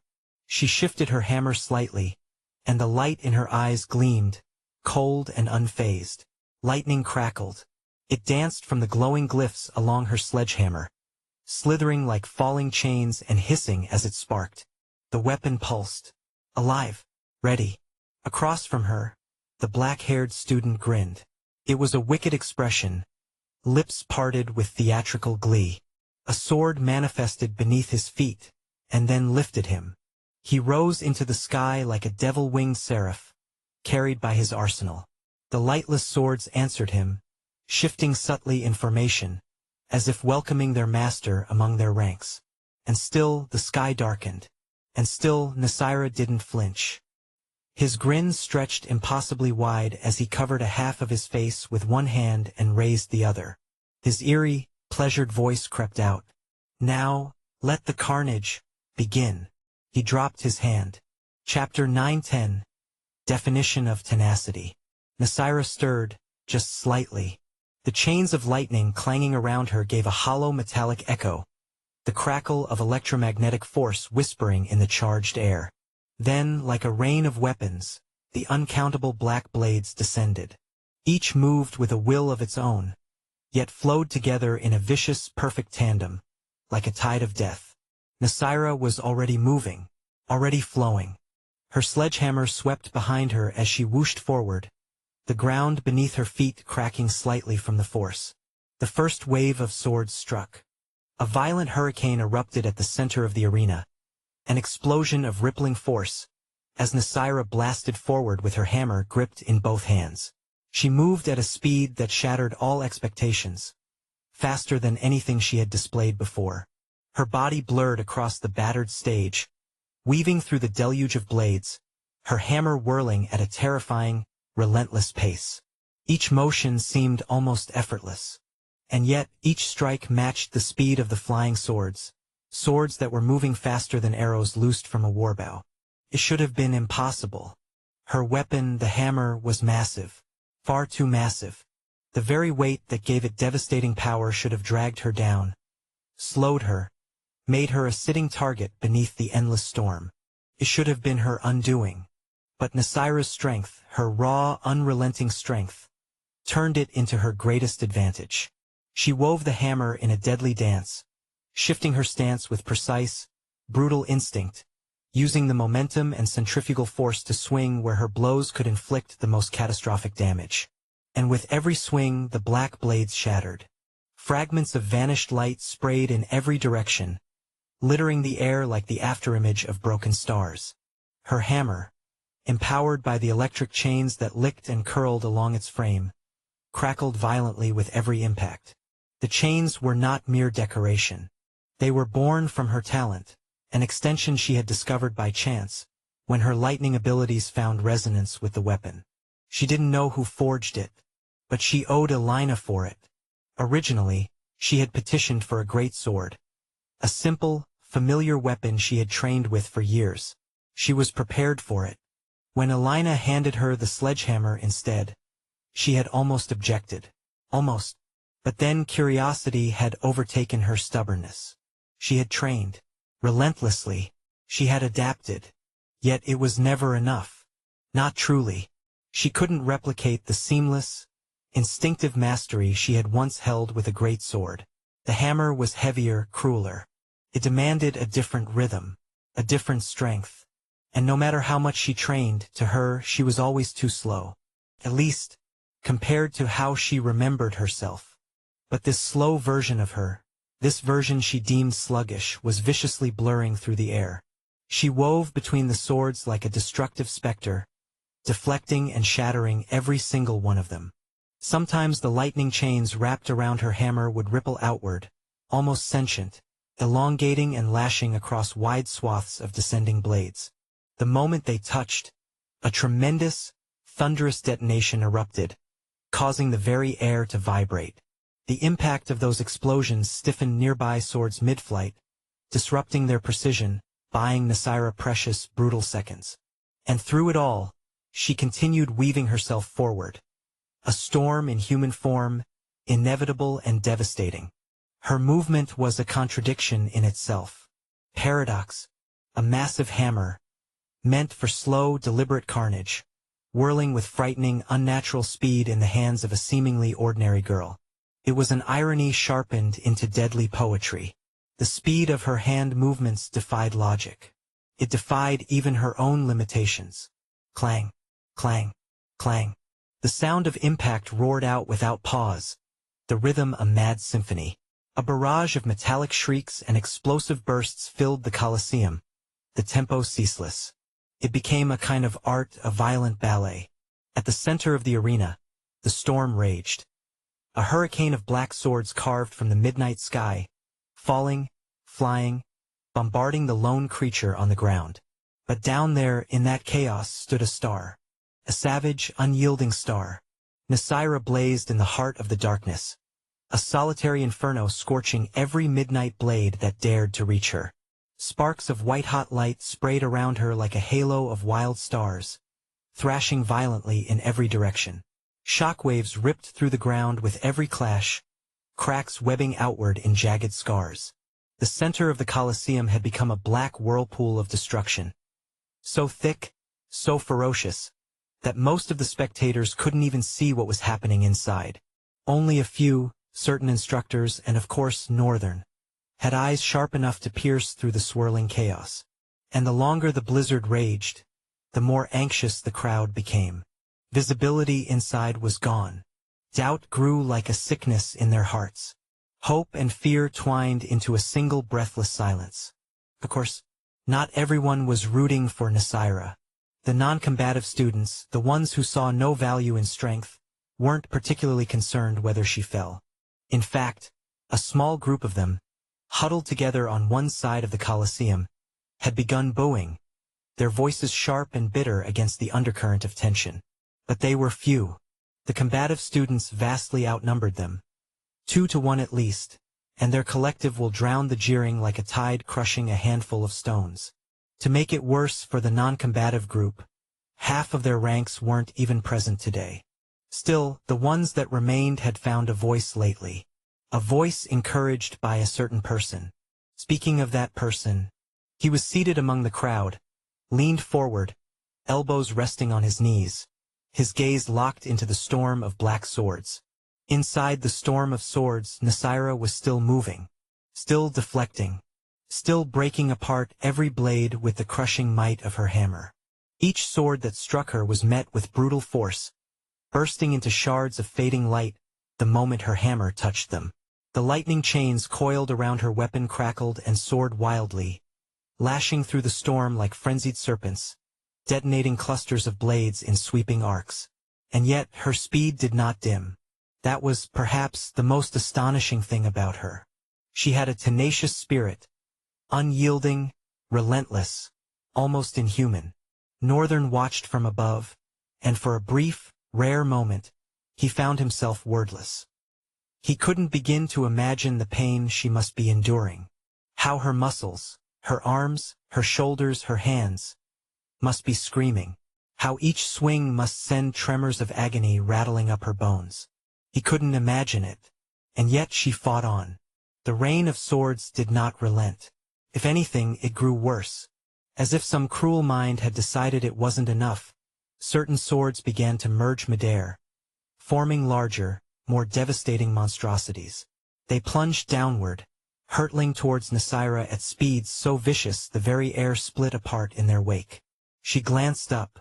A flicker of calculation crossed her otherwise detached face. Then she moved, swift, precise. She shifted her footing, tracing a quick step back, her hammer swung behind her. And as the monstrous sword came screaming down from the sky, she unleashed a brutal, sweeping arc with the hammer. The moment of impact was surreal. Time seemed to stutter. The edge of her hammer met the sword, and for a fraction of a heartbeat the world paused. The hammer absorbed the kinetic force, drank it inward, then crackled, swelling with lightning so intense it turned white. And then, all at once, the energy was released. A blinding explosion of force erupted outward. The colossal sword shattered into fragments before it even had a chance to resist. But it didn't end there. The unleashed lightning didn't simply vanish. It lashed outward in savage whips, snapping through the storm like a broken power plant tearing itself apart. The shockwave barreled through the black swords surrounding her.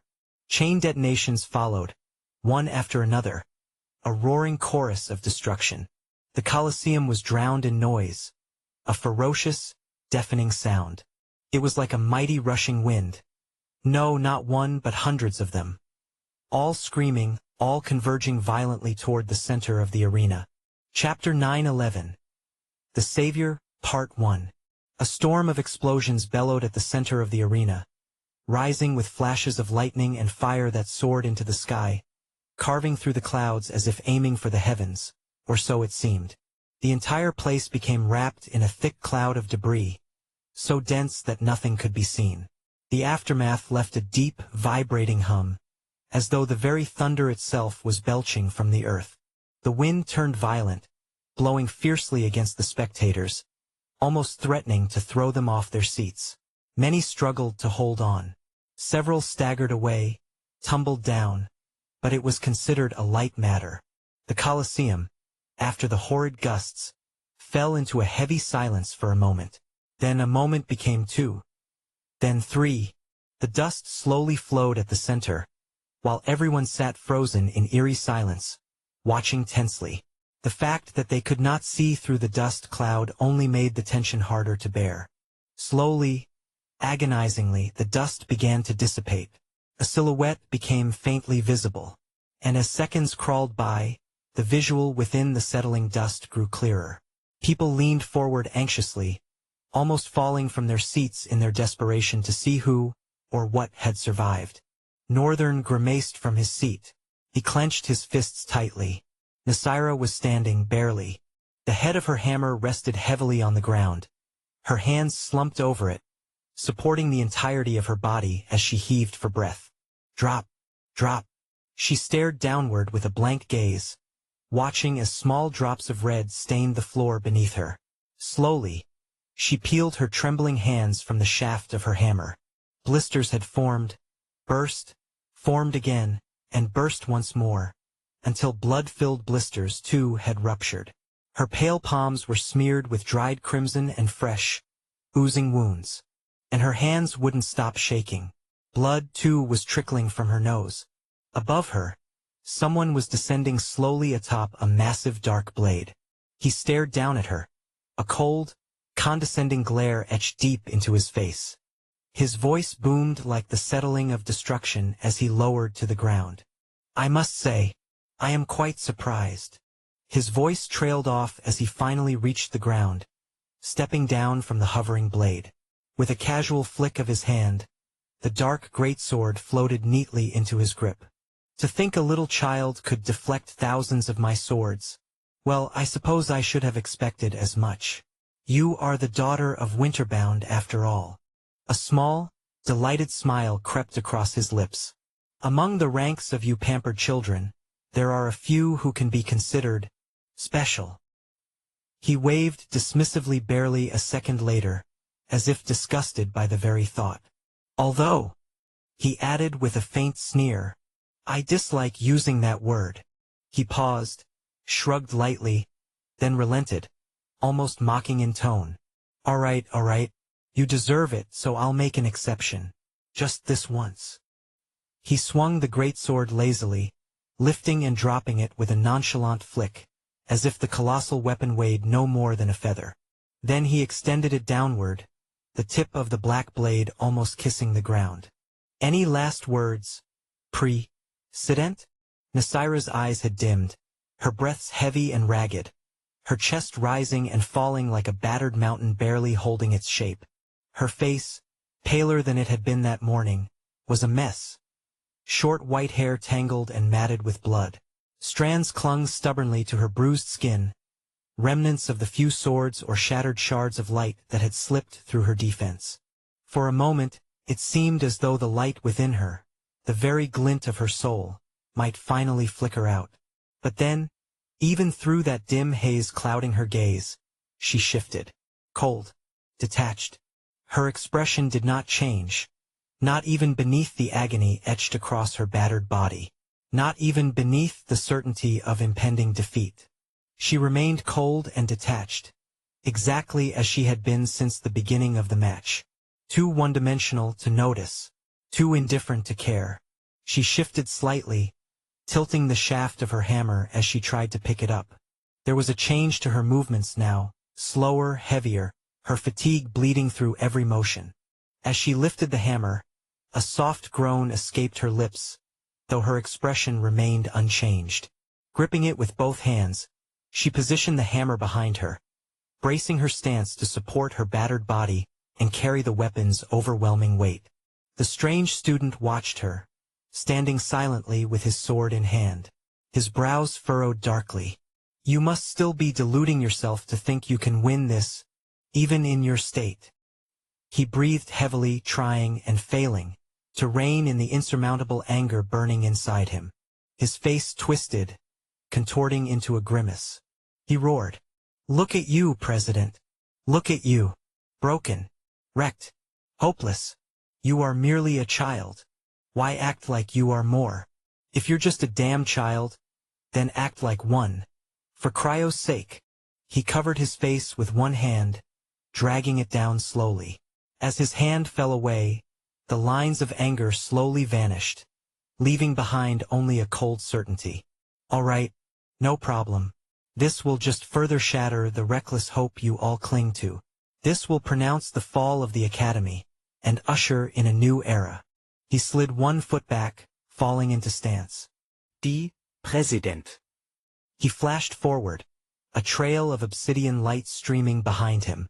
Nasira tried to raise her hammer and dash forward, but her eyes widened, trembling, as her body refused to move. Her legs buckled. The last of her strength drained away, and she collapsed to her knees. The student's eyes gleamed with manic joy.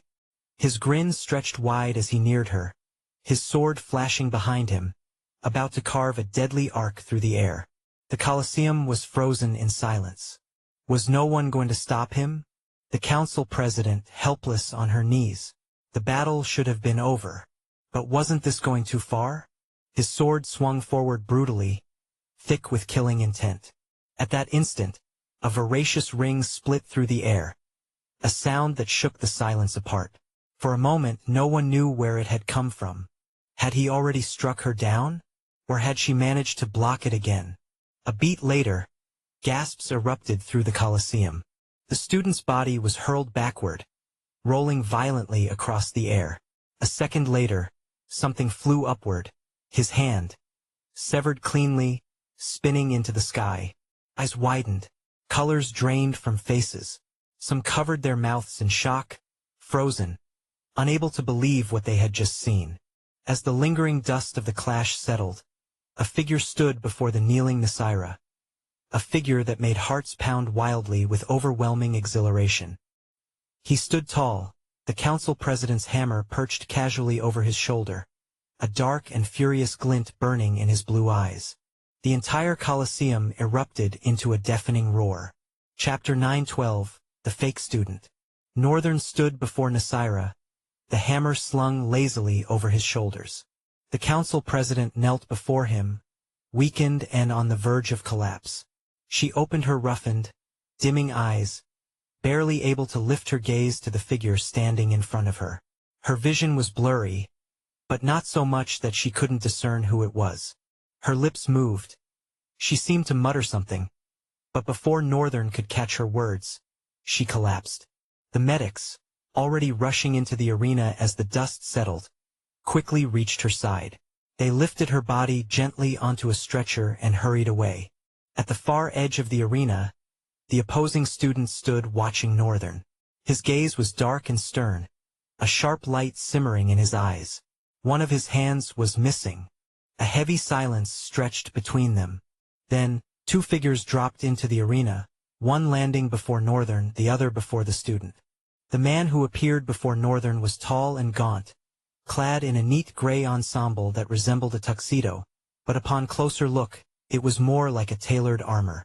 Scars laced his face, deep and jagged, and his heavy-lidded gaze carried a fearsome weight. None of it fazed Northern. He stared at the man impassively, fully aware that this was the same individual Professor Heimberger had tasked to monitor him. And indeed, the man had been doing a handsome job of it, though Northern suspected Heimberger wasn't the only one he reported to. Northern didn't like him. The man reeked of disloyalty, a dog who could turn and bite its master at any moment. Still, none of that showed on Northern's face. These were merely his own judgments, after all. He could be wrong. But deep down, Northern doubted it. "Step back, student." The instructor's voice was cold and hard, like stone. Northern remained silent for a few beats. Then he exhaled slowly, lifting his eyes to meet the man's face. "Why should I?" Northern's voice was calm but carried an edge. "It only makes sense that we end the battle here, doesn't it? He's down 2 team members. It's just me. If he beats me, he wins. If I beat him, I win." The instructor's tone sharpened, hard and rigid beneath the surface. "It doesn't work like that, student. After a match, each participant must be granted a grace period of 30 minutes to rest, whether they fought or not. Not to mention, you standing here right now is a foul that might cost you your precious win." Northern raised a brow. A scoff escaped him a second later. "Precious win." He let out a low, mocking chuckle. "I had my victory secured the moment the match began. Everything else since then has been child's play, until this guy showed up." He paused, his glare cutting toward the opposing student, then snapped back toward the instructor, eyes burning. Northern continued, his voice tightening with irritation. "And you know, I'm rather disappointed that even instructors can't see it. His frown deepened, the words scraping from him like blades. "Look at him, for the stars' sake. That guy isn't even a student of our school." His shout soared across the arena, the echoes whipping through the Colosseum like a gust of wind. For the first time, true attention fell on the strange student. Students began muttering among themselves, their confusion spreading like a ripple, growing louder and louder until a restless murmur filled the air. Even the instructors, seated high above, leaned forward, eyes narrowing at the boy below. It was as if a heavy veil had been lifted from their faces, exposing the strangeness they had so easily overlooked. Still, it wasn't as if they could immediately tell he wasn't a student of Milgard, but the doubt had been planted, and it was growing fast. Even the instructor addressing the student seemed to pause for a moment, hesitation creeping into his demeanor. In that brief instant, a black sword suddenly pierced through the instructor's body. Northern and his instructor both widened their eyes, and in the next breath they shot forward. Northern blasted past the scarred-faced instructor before he could even react. Yet before Northern could reach the strange student, a sword lifted the boy into the air, carrying him above Northern's head, where he hovered like a blackened star against the dimming sky. Northern frowned slightly as he looked up. He wasn't picking himself up into the air as many might have expected. Not this time. And he knew why. The durability of this clone was worn thin. If he forced it into flight, it would crumble even faster. Creating a new clone wasn't an option either, not now. He would simply be cloning the current weakened clone, which was a pointless effort. His real body, after all, was resting in the limitless void. Of course, there were ways to fix this. He always kept 3 clones stationed within the limitless void, serving as conduits, perpetual pipelines, linking him to the endless reservoir of void essence. He could pull one of them here, but it would require... Thud! His thoughts scattered as a suffocating weight pressed down from above. The atmosphere thickened, so much so that Northern instinctively snapped his focus back to the battlefield. The sky was darkening, the clouds turning pitch black. The strange student stood proudly atop the flying sword, a vile grin stretching across his face, his eyes gleaming with malice. A violent gale ripped through the arena, the winds screaming as they whipped against anything that dared remain standing. Chaos broke out instantly. Students scrambled to hold their ground, clutching onto each other to avoid being flung away by the roaring winds. And amid the storm, a blinding bolt of lightning descended from the churning black clouds. It didn't simply fall, it tore through the fabric of space itself. Reality split apart at the impact site, and from the newly rent rift, an ominous blue shimmer bled into the world. Northern's expression darkened.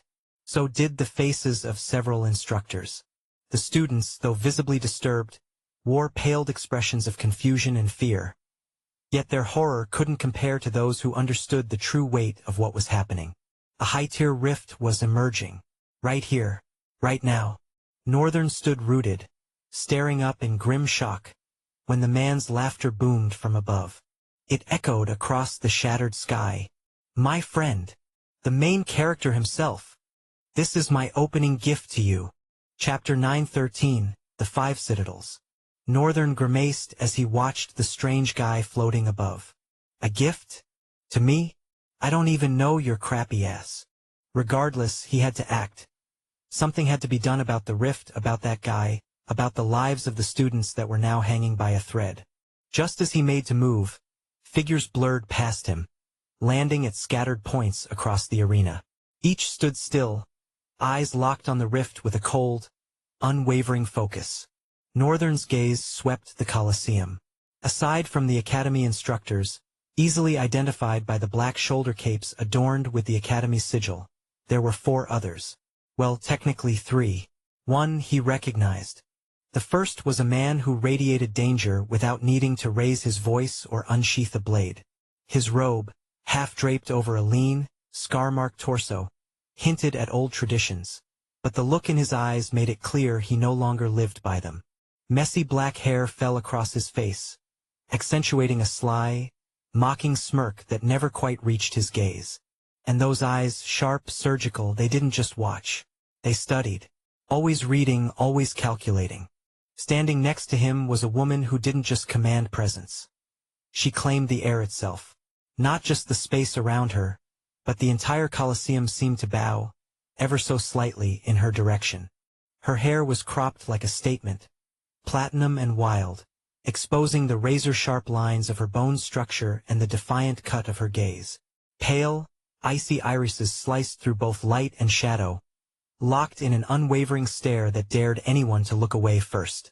Freckles dusted her cheeks like sparks on tempered steel, fierce, untamed, and unapologetically hers. But what truly marked her was the ink blooming across her collarbones and throat. A tapestry of florals, not delicate but predatory, blooming in the shape of war. Then came the one who stood like he was used to attention, but tired of it. His slouch was intentional, bored, almost regal in its indifference. Tousled golden hair jutted in reckless spikes, and absurdly, perched atop his head, was a round, yellow creature with long bunny ears and innocent, blinking eyes. The contrast was disorienting. He looked like a man forged in chaos, yet crowned with the emblem of peace. And finally, Northern's gaze found the one person he recognized. A girl, slight in stature, with a lean, muscled frame and the lines of a huntress drawn across her face. Her eyes still held that signature defiance, the kind Northern had never liked. And after 3 months it hadn't faded, it had only grown stronger. Yet something beneath it flickered, a suppression, a strain behind the fire. Student, step back. Okay? Representatives of the 5 citadels will take it from here. Northern frowned, until a cold hand touched his shoulder, and a voice, soft as breath, fluttered into his ear. He hadn't even realized there was a 5th one. She stood like silence distilled into form. Every breath she took, every blink, felt deliberate.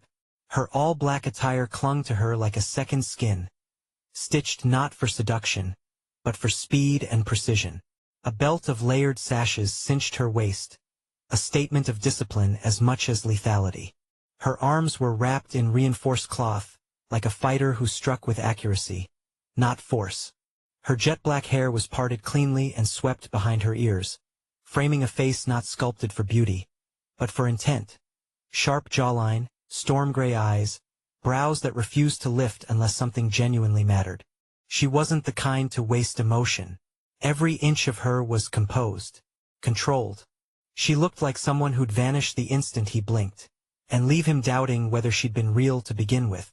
With a cracking voice and wide, uncertain eyes, Northern spoke or tried to. Who? I am Celis Vorn. She interrupted, calm and precise. You may also refer to me as Silent Tenebris. Her gaze didn't soften. It was surgical, indifferent, controlled. I'm from the Calvin Citadel, unarguably the strongest in the Central Plains. She continued, then added without a shift in tone. And I'd like you sometime. Hey, you sly witch, the platinum-haired woman shouted from her perch. Don't you dare go poaching him when we should be focused on the rift here. Celis didn't respond with words, only a subtle smirk, as though she'd already won something no one else had noticed. With a movement so clean it was nearly imperceptible, she slipped something into Northern's pocket. Had he not been this close, he wouldn't have caught it. He was sure no one else did. Then, without pause, she walked away. Her rear moved with a calm, splendid rhythm, neither exaggerated nor restrained.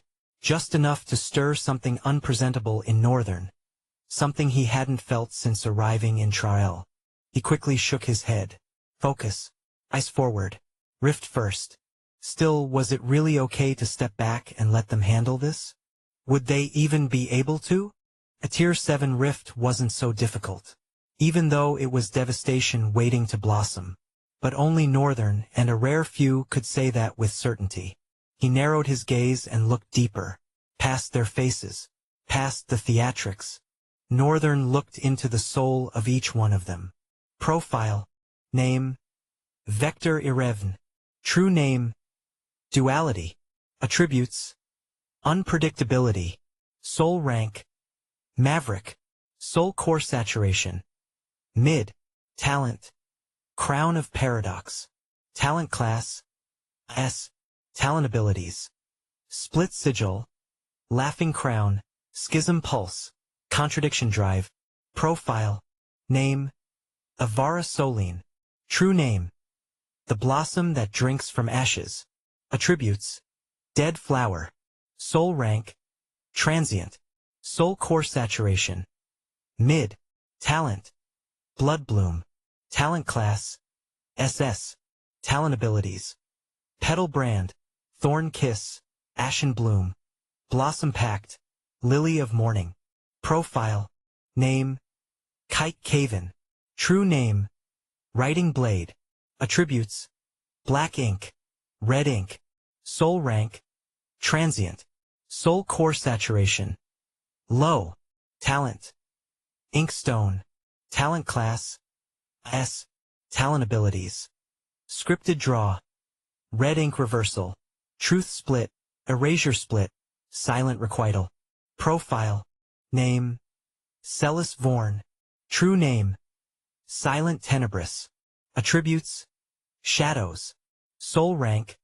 Transient. Soul core saturation. High. Talent. Umbercell. Talent class. SS. Talent abilities. Muffled step. Shadow bind. Ink veil. Memory eclipse. Tenebral marionette. Profile. Name. Helena Tharvine. True name. Spirit of the wild. Attributes. The despondent huntress. Soul rank. Ephemeral. Soul core saturation. Low. Talent. Wildheart. Talent class. S. Talent abilities. Primeval senses. Predator's wake. Elemental pulse. Wild form awakening. Runes of the untamed. Ancestral howl. Northern frowned slightly. He hadn't given her much credit before. Too distracted by her defiance, by her loud presence, but Helena was strong. Stronger than he remembered. And now an ascendant. Though he doubted she achieved that in the Dark Continent. Perhaps she had help from Thaylen Citadel. That would explain why she accepted their proposal, despite being a fangirl of Raven. Still, that aside, every single person the Citadels had sent was formidable. Not just competent, they were sages. All but one. And even that one, he felt like the kind of anomaly that warped the battlefield just by existing. The 5 Citadels, they really are monsters. Northern thought, eyeing them all. If these were just the ones they were willing to send for recruitment, he could only imagine the caliber of power they kept hidden. And it made sense, they were no longer scouting just anyone. He had shifted their priorities. They were here. For him. These are no slouches. These are their best. And for the first time in a long while, Northern felt something shift inside him. Perhaps, I really can leave. A faint smile tugged at his lips as he stepped back, each footfall light, silent. He had other priorities now. Bigger ones. The rift shimmered, unstable, pulsing, angry. Something inside clawed at its boundary, struggling to breach. Weapons were summoned. Talents flared. The air grew dense with tension. But far above, the strange student watched Northern retreat. His eyes locked onto the boy's back, and something twisted in his expression. A shadow of rage. I came here all the way for you, he muttered, voice a low tremor. What do you think you're doing? He extended his only hand, fingers trembling not from weakness, but from some volatile truth building inside. Then, lightning fell. Not around him. On him. Chapter 9:14 Old Enemy. What now? Northern couldn't help but glance back just as another pillar of lightning tore down from the sky. He pivoted sharply, a stern light flickering deep within the blue of his eyes. Everyone else also turned their attention toward the source, but in that same breath, something ripped free from the rift, shattering whatever focus they might have gathered. More people were flooding into the center of the arena now. Families, clans that had been present from the start, though none among them were noteworthy enough to steady the fear and dissonance surging through the crowd like a rising tide. Not that it was necessary. The presence of the 5 Citadel representatives managed to stitch some semblance of control over the disaster. With silent Tenebris standing at the center, her commands slicing sharply through the chaos. Already, 3 figures had launched themselves toward the origin of the lightning behind the rift. One an instructor, the other 2 from scattered clans. They didn't last long. Their bodies came hurtling back, crumpling across the ground, mangled and broken like discarded dolls, blood crudely splattered over what remained of their frames. One corpse, the instructor's, skidded across the dust and rolled to a stop near Northern's feet. He stared down at it with cold, detached eyes, though a small grimace began to pull at his brow. Slowly, he lifted his gaze, tracing the trajectory of their broken bodies back to the source, toward the yawning, rending mouth of the rift. The rift itself was splintering further now, massive scaled hands tearing through the thinning membrane of reality. The first creature emerged, a grotesque, elongated head reminiscent of a dragon's, but its skin gleamed unnaturally, as if hammered from molten metal, each plate overlapping like the glistening scales of a deep-sea monstrosity. Northern didn't afford it more than a glance. His mind was already leaping ahead.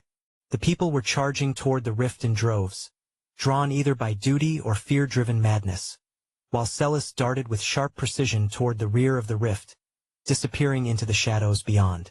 Northern frowned darkly the moment she moved, and then he flashed forward, becoming a blur so swift no one even saw him go. As he crossed the rift, Celis' body reeled in the air like a lifeless doll, but he caught her, staggering 2 steps backward under the weight. He held her as she leaned against him, her breath ragged and weak. It hadn't even been 2 seconds. He had shot toward her the instant he saw her dart to the back of the rift. What in the world happened? Northern's gaze swept sharply toward the lone figure standing amidst the wreckage. At the man's feet lay a puppet, one arm missing, discarded like a broken toy. A dark light ignited deep within Northern's eyes. I see. So, he is a puppeteer after all. The man, framed by a cold white gleam in his eyes, stood tall, not with dominance, but with an eerie stillness, like one detached from the laws of presence and power altogether. His frame was slender yet honed, sharp like a blade sheathed in silk, giving him the silhouette of a noble phantom. But it was his eyes that unsettled Northern most. Narrow, intense, they burned with a stark white light. Eyes that didn't seem to blink, didn't seem to live. They resembled suns glimpsed through the ruins of a dying world, and somehow, they harmonized unsettlingly with his long, dark hair that fell past his shoulders with ceremonial neatness. Northern knew then, instinctively, all the feelings that had only been vague suspicions now snapped sharply into place. He stood on edge, tightening his hold around Celis, who was bleeding furiously from one arm. After a slow, creeping second, Northern's hoarse voice broke the silence. "Who are you?" A smile curled the man's lips. It didn't suit him. It was twisted, sinister. An expression that felt utterly out of place on a frame carved for silence and stillness. He casually dipped his hands into his pockets, leaning on one leg. A brown trench coat draped over his shoulder, flaring subtly in the furious winds swirling from the rift, perfectly framing the deep charcoal 3-piece suit he wore beneath. Their surroundings were drowned in a furious clash of roars and chaos. Yet amidst it all, his voice carried through with unsettling clarity and neatness. "I am rather disappointed that you could not recognize me at a glance, considering how many times our paths have crossed." Northern's brows tightened even further. He said, his voice edged with cold certainty, "I have never crossed paths with anyone like you." The man smiled from the corner of his mouth, a smirk that barely masked his disdain.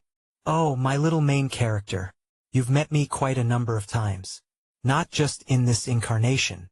Here, in this part of the world, they call me the Prophet. And I must thank you for defeating every version of myself and helping me strive closer to completion, just as I foresaw."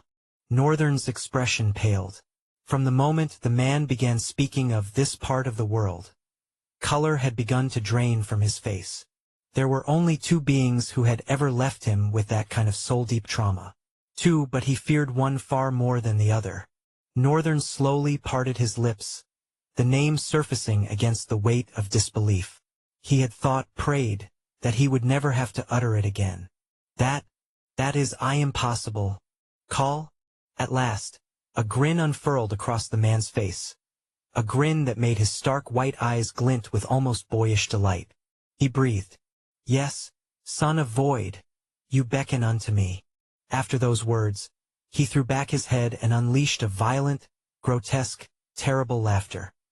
One that shook his frame as he staggered and moved about, clutching his belly as if the revelation was the grandest joke of all.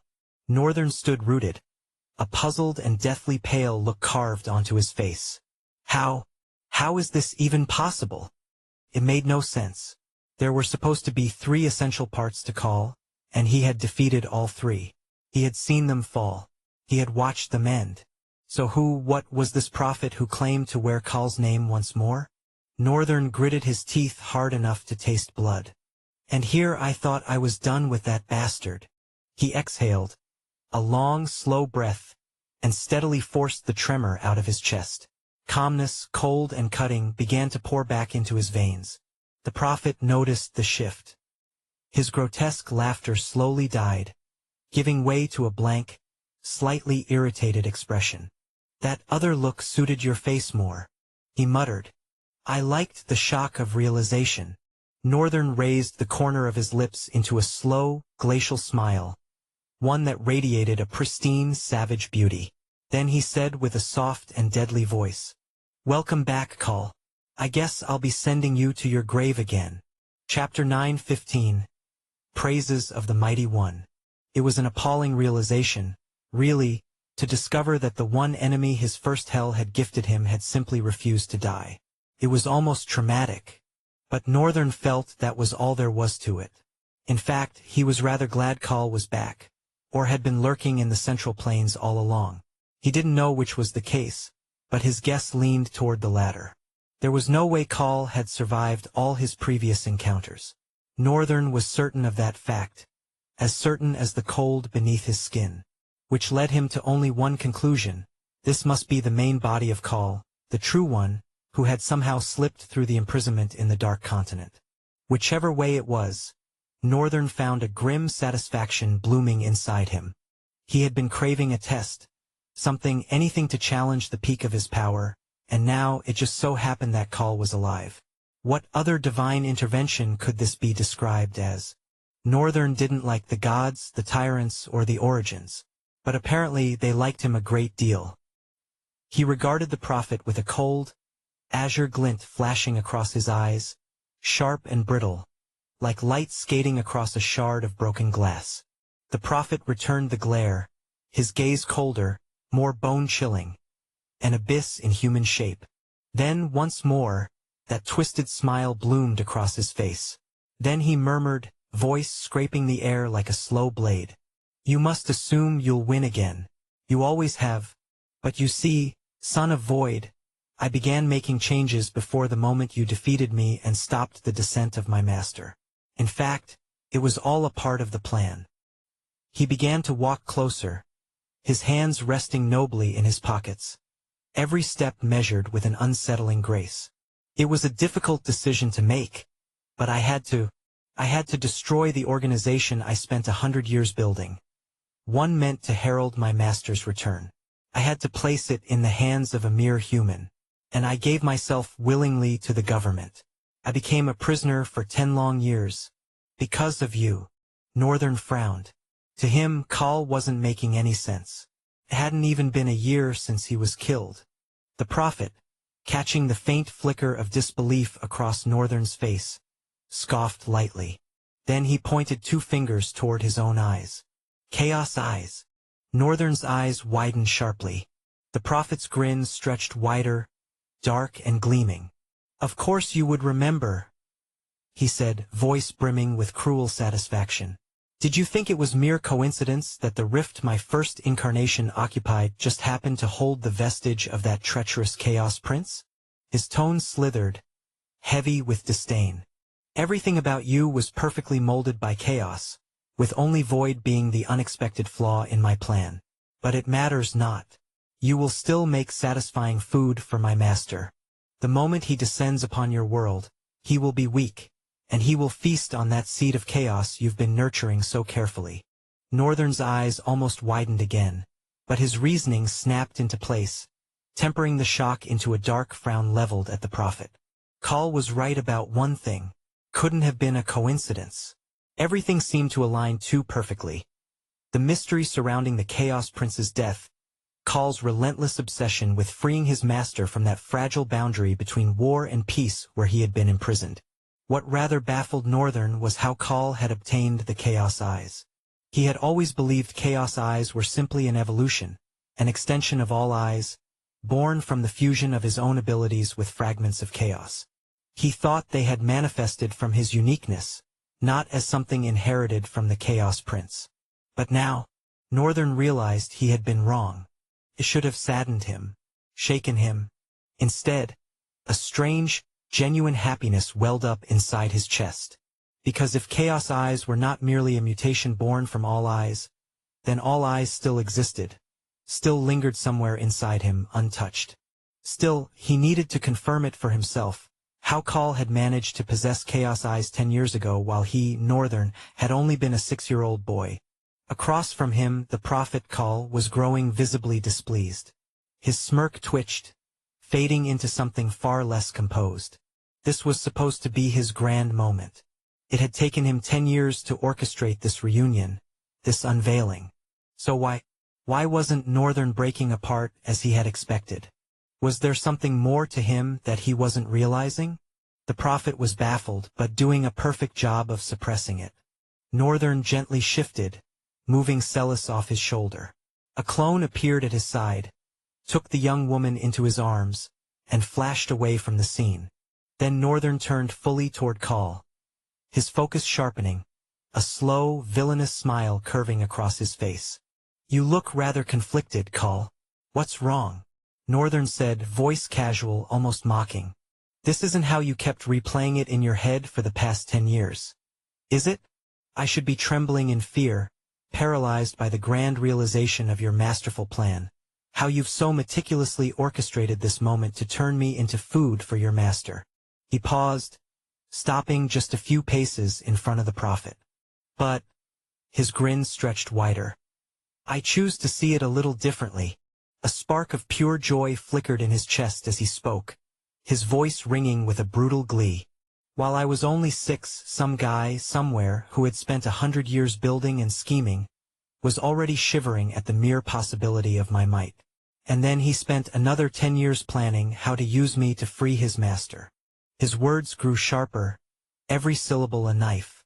"You were so pathetic you needed my help to release your master. Even after how many years of trying and failing? 100? 200? Or maybe 1,000? Northern shrugged nonchalantly, his grin deepening. "Your so-called meticulous plan, everything you've slithered and crawled through to reach this point, only sings praises of how truly fearsome and powerful I am, Call. I don't know what you're expecting from me after taking 10 whole years to reach me, especially when I've already defeated you 3 times during that span."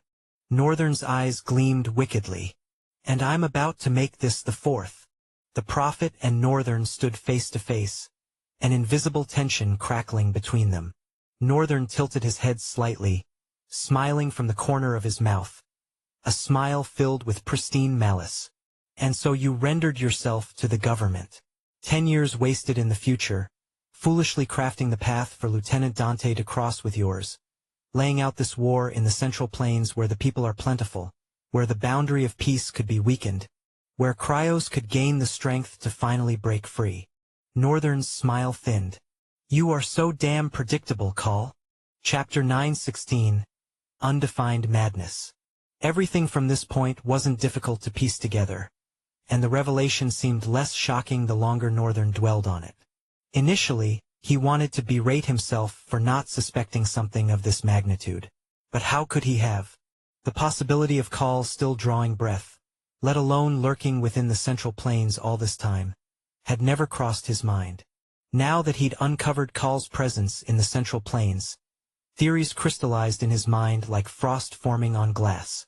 He reconsidered Ruffsberg's elaborate scheme. Before, Northern had wondered how Call had become entangled in this web of intrigue. He'd dismissed Call as merely collateral damage, an unintended consequence of Ruffsberger's machinations. But now, the truth dawned on him with chilling clarity. That very plan might have existed because of Call himself. After all, Call's design had always been to foment conflict, whether among monsters or humans mattered little. The world needed to drown in bloodshed, a slaughter vast enough to tip the delicate balance between war and peace. That balance was phantasmal, a concept so ethereal that most dismissed its existence entirely. Under normal circumstances, perhaps it wouldn't matter. Northern certainly felt it shouldn't. The horrifying complication was the creature, stronger than anything humanity had ever encountered, buried within that conceptual boundary. A man, if such a being could be called one, who could obliterate the entire Central Plains with a mere thought. And so, with every battle fought, with every drop of blood spilled, the scales tilted further, the balance fractured more deeply. Contemplating such consequences, imagining what Call must have been scheming throughout these years, sent a tendril of fear through Northern's spine. The Central Plains teetered on the precipice of annihilation, an imminent devastation that could shatter everything they'd built. Despite all his power, Northern wasn't certain he could shield them all from what was coming. He fixed Call with a hardened gaze, irritation dancing across his features. Call remained unervingly silent. His face an emotionless mask after Northern had reduced his century worth of meticulous planning to nothing but futile endeavors. Not that he couldn't have simply hunted down the child of prophecy whose glimpse he'd caught a decade ago, but discovering how to harness the child's power, to channel it into his master's insatiable hunger, had filled his heart with savage delight. The origin of chaos would be immeasurably pleased with such an offering. So why settle for the simpler path? Call had never been one to extinguish potential threats prematurely, not when they promised such magnificent rewards if manipulated correctly. At last, the prophet's lips curled into a smirk as he raised his head, his hair swaying gently in the bitter wind. Around them chaos reigned.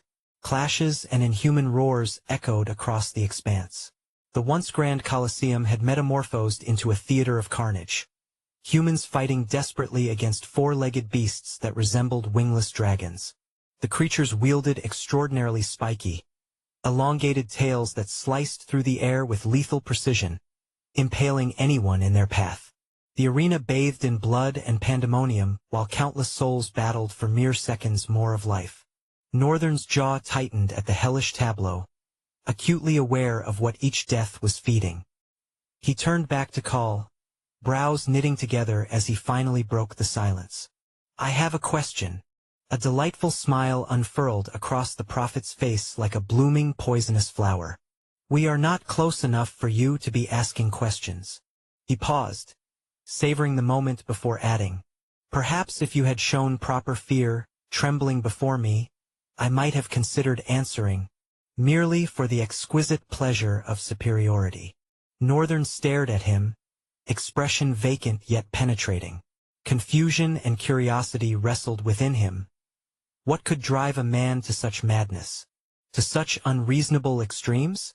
The Central Plains housed 4.7 billion souls, and this man contemplated their extinction with casual indifference, all to bring back a single being.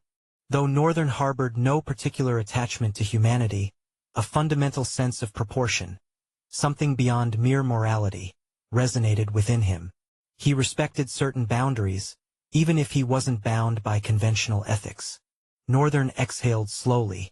As his breath dispersed into the cold air, obsidian sparks materialized around him, dancing across his form like midnight fireflies before weaving themselves into a metallic sheen that enveloped his body. The Night Terror armor's helmet encased his features, its quartet of azure eyes igniting with a cold, piercing glow. "Remember this?" Northern's gloved fingers traced the jagged dent marring his armor's otherwise perfect surface. "This is my favorite armor, and you've scarred its beauty. This fight will be personal, Call." The prophet's eyebrows arched in mock surprise. "Oh my! Fight!" He fluttered his hands dramatically, shaking his head in exaggerated dismay. "Nu, nu, nu, nu, nu, nu, nu." We shall battle most definitely, but not now.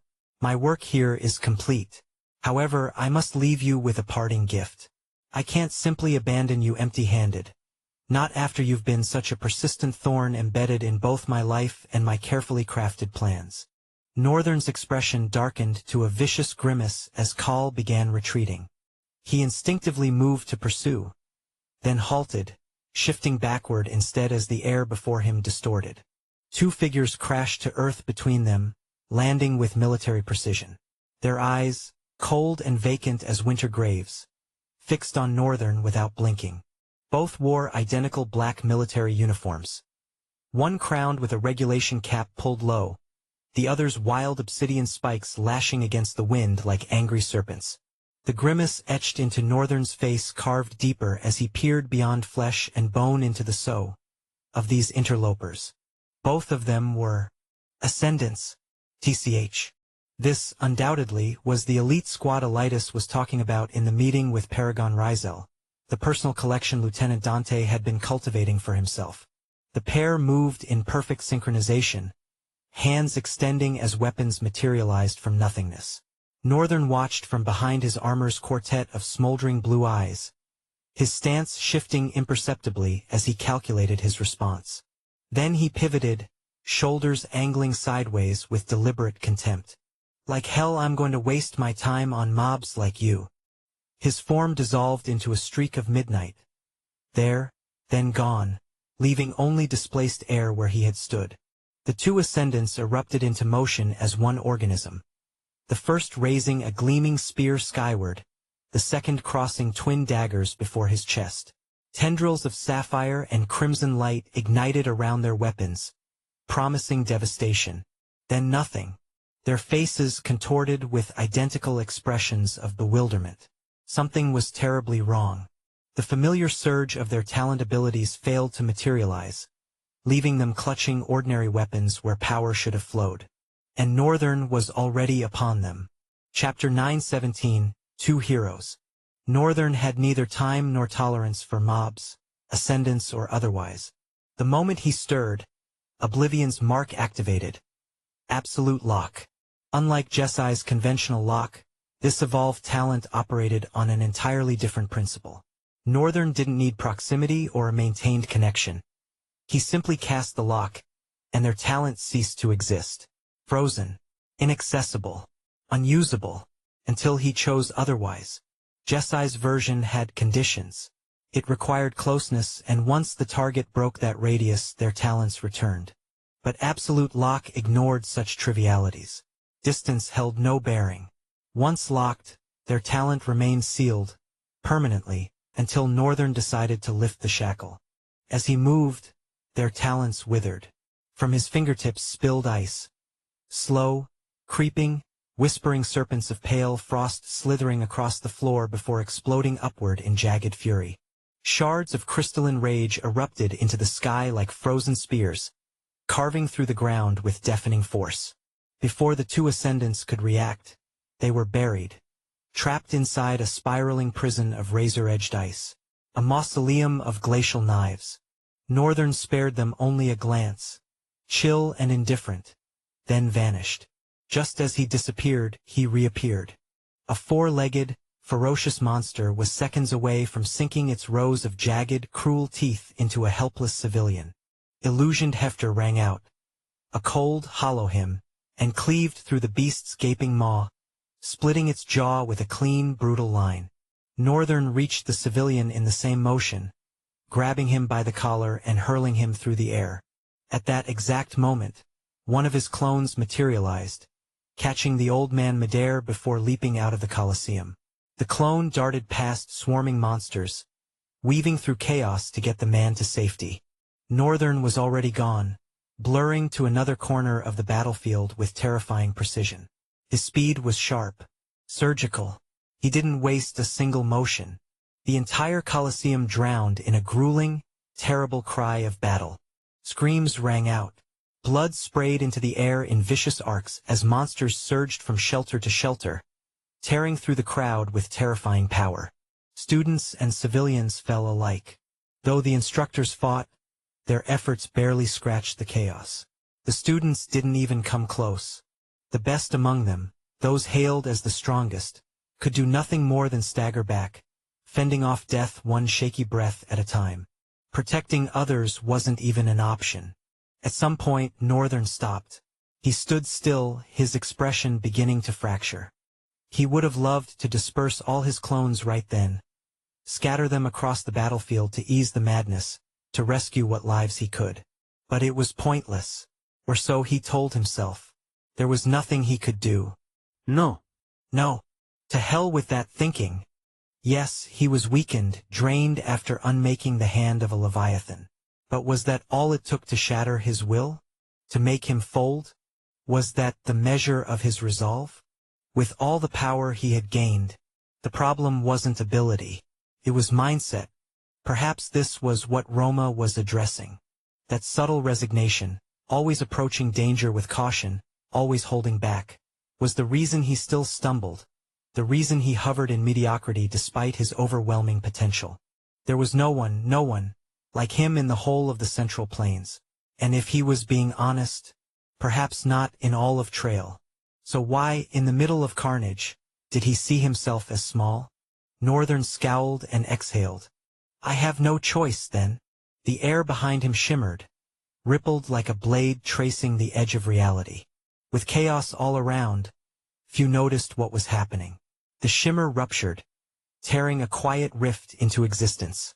And from that small rift, two figures emerged, clad in black, lustrous armor, their movements silent yet imposing. Northern glanced at them and let out a slow, tired breath. Using the two clones meant to serve as essence cables. This will definitely be costly. Which was why he would return this clone to the limitless void, so at the very least, it could channel essence to the others. More importantly, this was a first. Northern intended to try something he'd never dared before. Not letting his clones act on their own, but fully controlling two simultaneously. This wasn't delegation. He was going to divide his consciousness between them, inhabit both bodies, control both minds, live as two at once. It sounded abrupt, but in truth it wasn't beyond him. He had simply never pushed himself this far, never stretched omniform this actively. He'd been saving it, always saving it, for a moment when everything else had failed. But now, his body was too weak to wield void, too brittle to channel chaos. And after what the prophet told him about where those powers truly came from, Northern found himself hesitating, not out of fear, but something more raw, more personal, like rejection, like shame. Still, that didn't matter now. Whatever his feelings, his current condition made it impossible to use chaos or void. His clones couldn't bear their weight either. So he would do this instead. You have changed your name. As the rift sealed behind him, one of the Northern clones dissolved its armor, the black lustrous metal cracking away like ash in a silent breeze. Then, from that same space, dark flying sparks began to spiral and cling, wrapping around the clone's form, forging a new shell. When the sparks died down, a warrior stood in molten armor, black plates veined with glowing magma. The helm was brutal, with a visor that didn't reflect light, but heat, like a volcano about to breathe. Beside him, the other clone stood the same as before. Two blue flames blazed from his eyes, 4 in total, stacked in a cruel vertical line. A sleek black tail curled from behind, coiling like a serpent. A vicious, jagged horn jutted forward, crowning it with devilish elegance. One radiated raw, monstrous strength. The other, an abyss of talents, endless, shifting, dangerous. The molten-armored Northern raised a thumbs up to the Night Terror. Night Terror returned the gesture with a crisp salute, then stumbled a bit as his body trembled. He caught himself almost instantly, steadying his frame with a soft laugh. This is definitely going to take a while. They both spoke the line at the same time, voices overlapping in eerie unison. The Northern in molten armor sighed and gently slapped his own forehead. He had meant for only Night Terror to say that. But now, Northern was beginning to see it clearly. It was possible. Because of Omniform, he could divide his consciousness with startling ease. Slip into another body like shifting into a different stance. It wasn't just theory anymore. The only real challenge was getting used to it. Wait, could I actually control all of them? Every clone? Thousands. Simultaneously. It sounded impossible. Felt impossible. Yet something deep in his core whispered otherwise. It wasn't just wishful thinking, it was intuition. A quiet truth waiting to be proven. It wasn't a question of possibility. It was a question of readiness. He wasn't there yet. But someday, for now that dream could wait. Right now people were dying. And the two Northerns had work to do. The Night Terror waited. Meanwhile, Molten Northern launched into the air, the sheer force of his ascent shattering the ground beneath him. The Colosseum trembled as he rose, and when he came crashing down, a thunderous impact tore through the arena. Stone erupted. Chunks of marble and steel launched into the air, crashing down like meteors. Northern didn't pause. He was already moving, wielding the warhammer he had taken from Nasira. It swung with ruinous momentum, tearing through monsters like paper and hurling their bodies aside as though they were weightless. But the shockwaves that followed told a different story. Those creatures were heavy, densely built, brutal in form. The hammer's devastation wasn't due to light enemies. It was proof of the overwhelming strength of its wielder. Then Night Terror Northern moved. He didn't leap. He vanished, a blur of motion, a conceptual flash like speed itself had taken form. He appeared beside a hulking beast in an instant. No warning. No noise. Just presence. His hand snapped forward, gripping the monster's head. Frost bloomed at the point of contact, webbing outward like veins of ice, burrowing into the creature's skull. In less than a second, the beast became a statue of frozen horror. Night Terror cloaked his hands in roaring blue flames.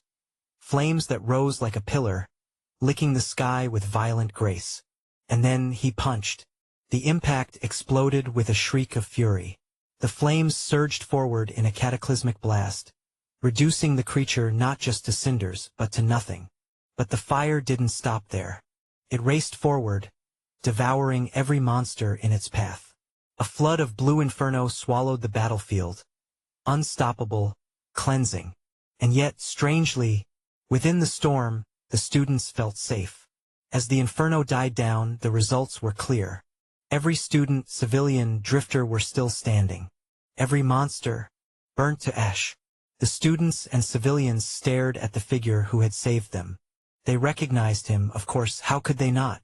They had seen a similar power unleashed during the duel. Now, seeing it again in the midst of chaos, their eyes lit with gratitude, and their hearts surged with hope. But Night Terror Northern paid their gazes no mind. In truth, he disliked the look in their eyes, the awe, the admiration. It made his skin crawl, so he simply turned away and focused on what mattered. Fighting.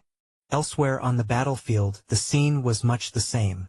As more instructors, students, and civilians were rescued by the fearsome figure in molten armor, their fear slowly gave way to awe. Watching him crush the monsters with thunderous might, they couldn't help but admire the terrifying, unstoppable force that now fought on their side. To them, he wasn't just a drifter. He was a hero. Chapter 9:18. The enigmatic heroic paragon. Clad in vicious black armor with thick metallic overlapping plates, their crudely jagged edges absorbing the beautiful day's light, Northern moved like a fearsome wind of darkness. The hammer added a tremendous note of grotesque strength to his form, lending him a twisted, dark gracefulness that seemed almost blasphemous in its perfection. He spared no one glances, nor did he waste precious moments on the monsters he slayed. They were merely obstacles, unworthy of his full attention. He materialized abruptly before a monster, his hammer taking a terrifying upward swing. The weapon crushed the beast's jaw with a sickening crunch, sending purple viscous liquid arcing through the air like unholy rain. The hammer was already carving another cruel arc, descending with merciless precision to pound the monster's head into the ground. Webbed cracks spread instantaneously across the concrete, fracturing without warning beneath the devastating impact. Northern pivoted the hammer, impaling one of the creature's eyes with the razor-sharp end of its shaft. The four-legged monstrosity let out a guttural growl, thick and vibrative, a sound that matched the savage nature of its appearance. Northern drove the hammer shaft deeper, piercing through the eye socket and out through the jaw below. He paid no mind to the brutal spray of blood staining his armor, which, eerily, evaporated almost immediately upon contact. Nor did he flinch at the beast's fearsome cry that made the very ground tremble beneath them. Northern was cold, wicked, devastating. The monster's tail lashed at him, violently tearing through the air. But Northern ignored it completely, trusting his armor's defense enough not to waste even a glance on such a trivial attack. The tail bounced off the molten vein armor with a shower of fiery sparks that flared briefly before dying out, unable to ignite against the supernatural metal. With colossal might, Northern wrenched out the shaft of his hammer. A torrent of gore erupted into the air, painting everything in its path with death's signature.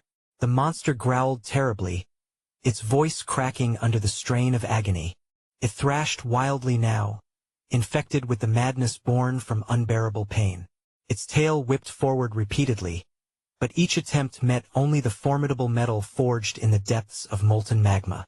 Eventually, Northern snatched the tail mid-strike, wrapping it around his hands like flexible wire, though they were clearly coiled muscles, powerful and strong. But before his might, they might as well have been thread. He stepped back and hoisted the monster by its tail, slamming it against the ground.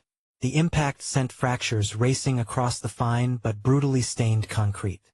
He pivoted and slammed the beast again before rolling his shoulder and launching it skyward.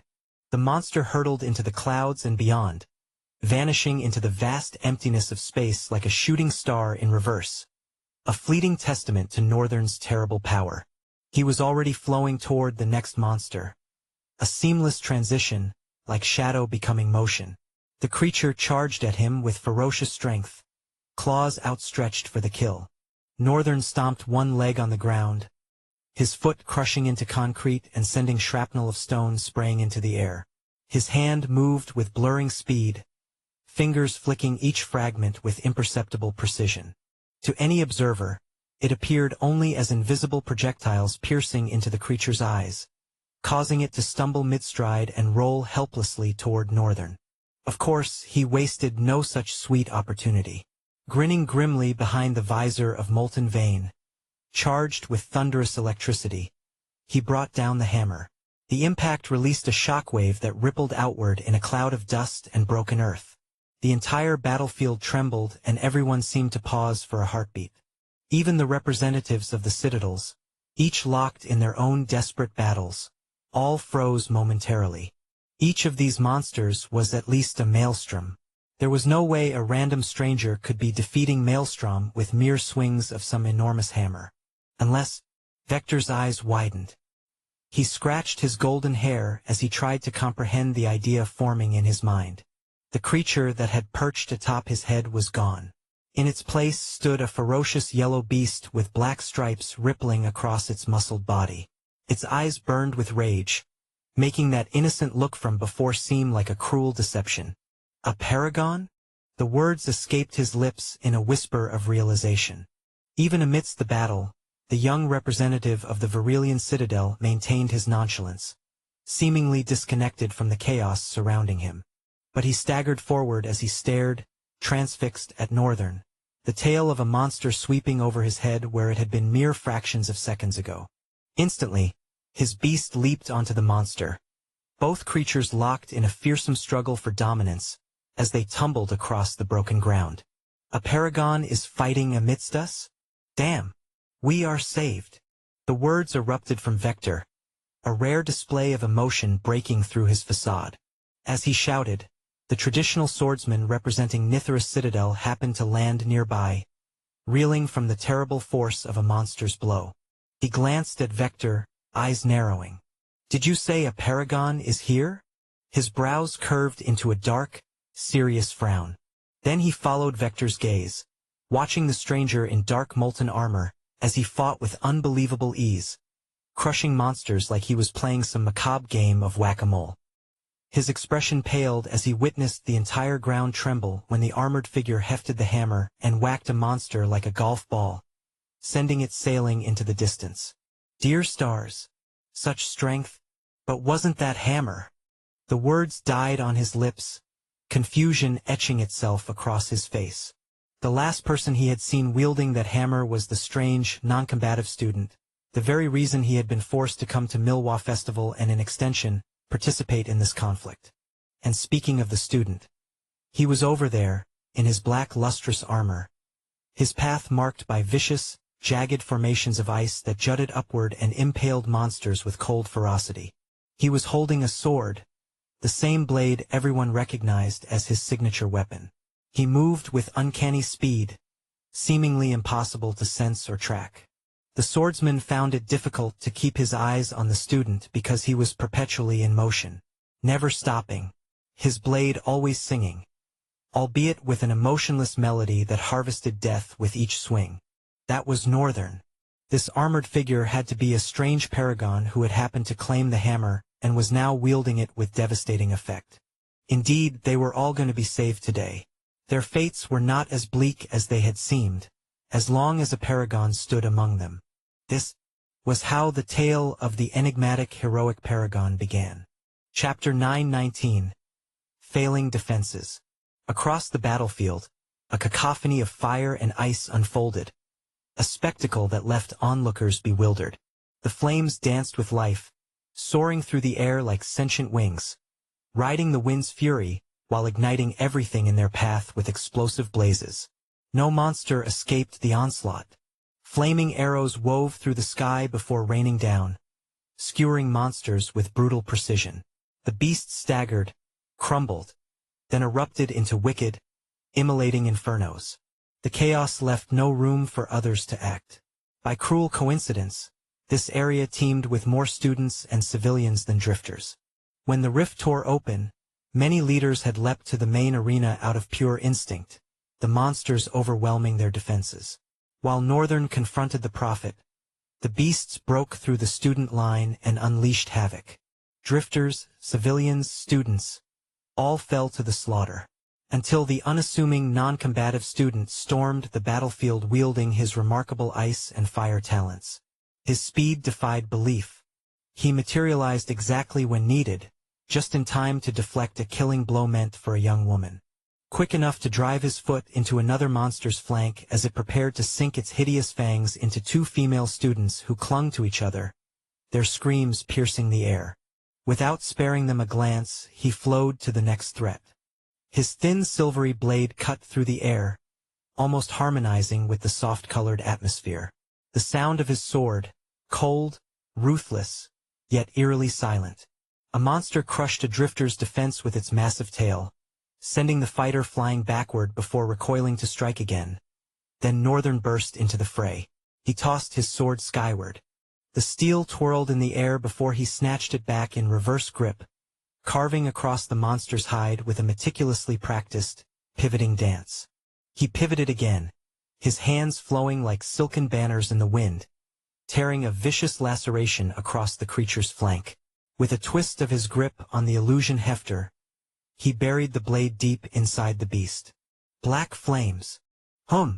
Merciless obsidian flames erupted, devouring the monster whole.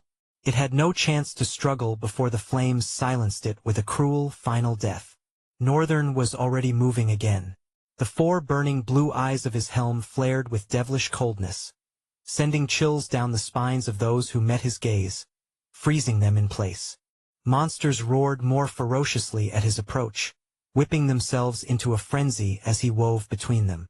As he advanced, terrifying blades of wind accompanied him, slicing through flesh without announcing their presence.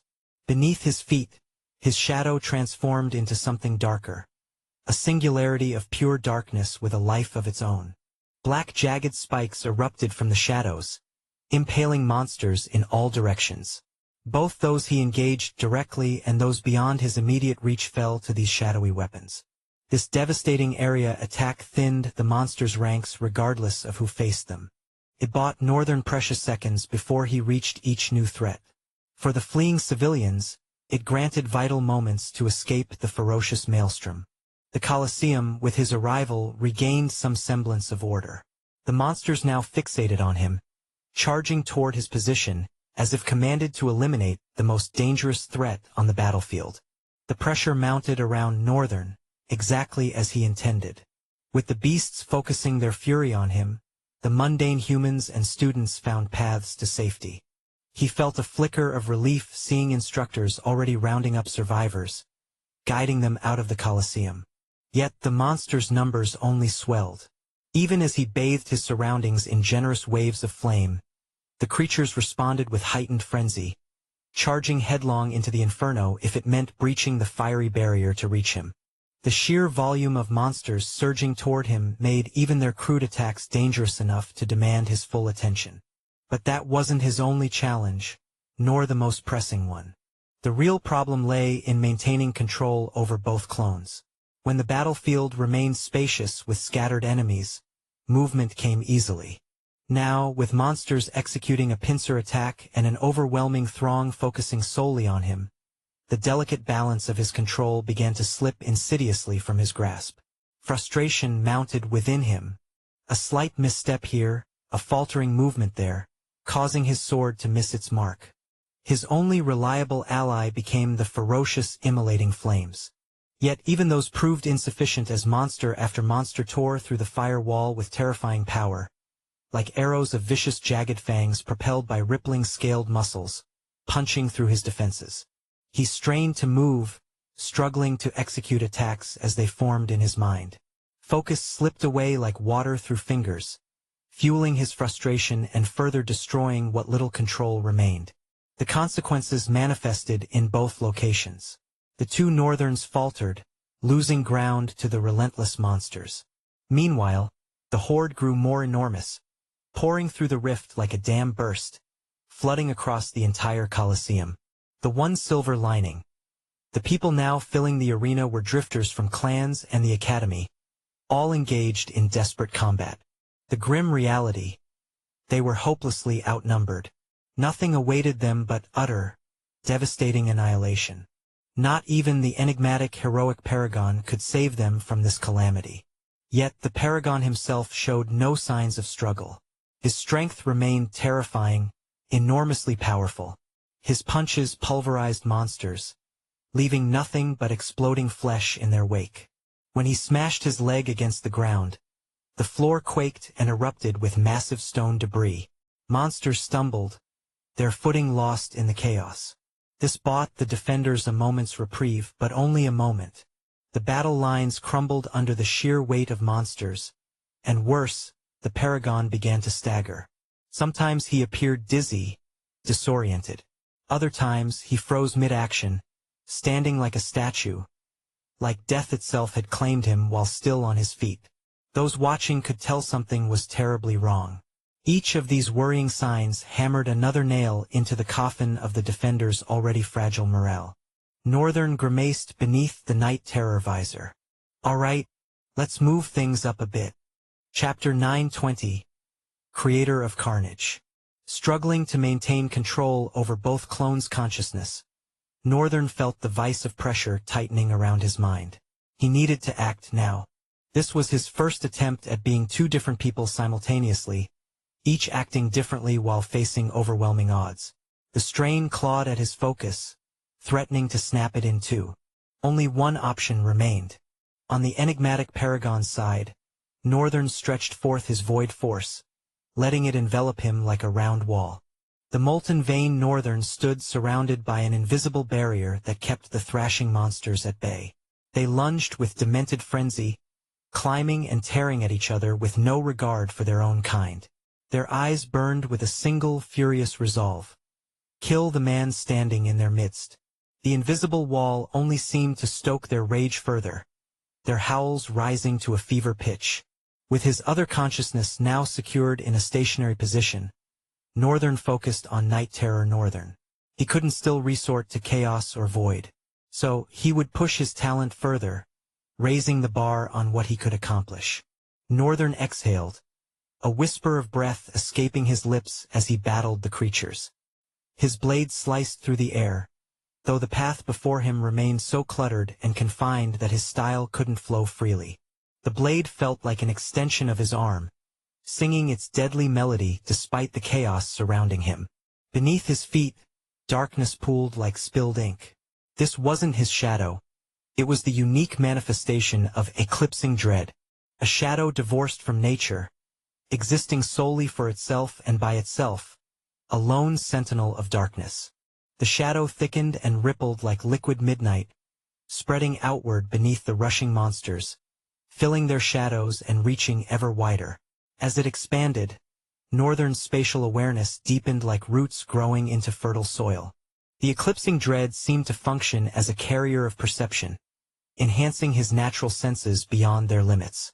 This newfound awareness painted a clearer picture of the battlefield and the staggering odds stacked against him.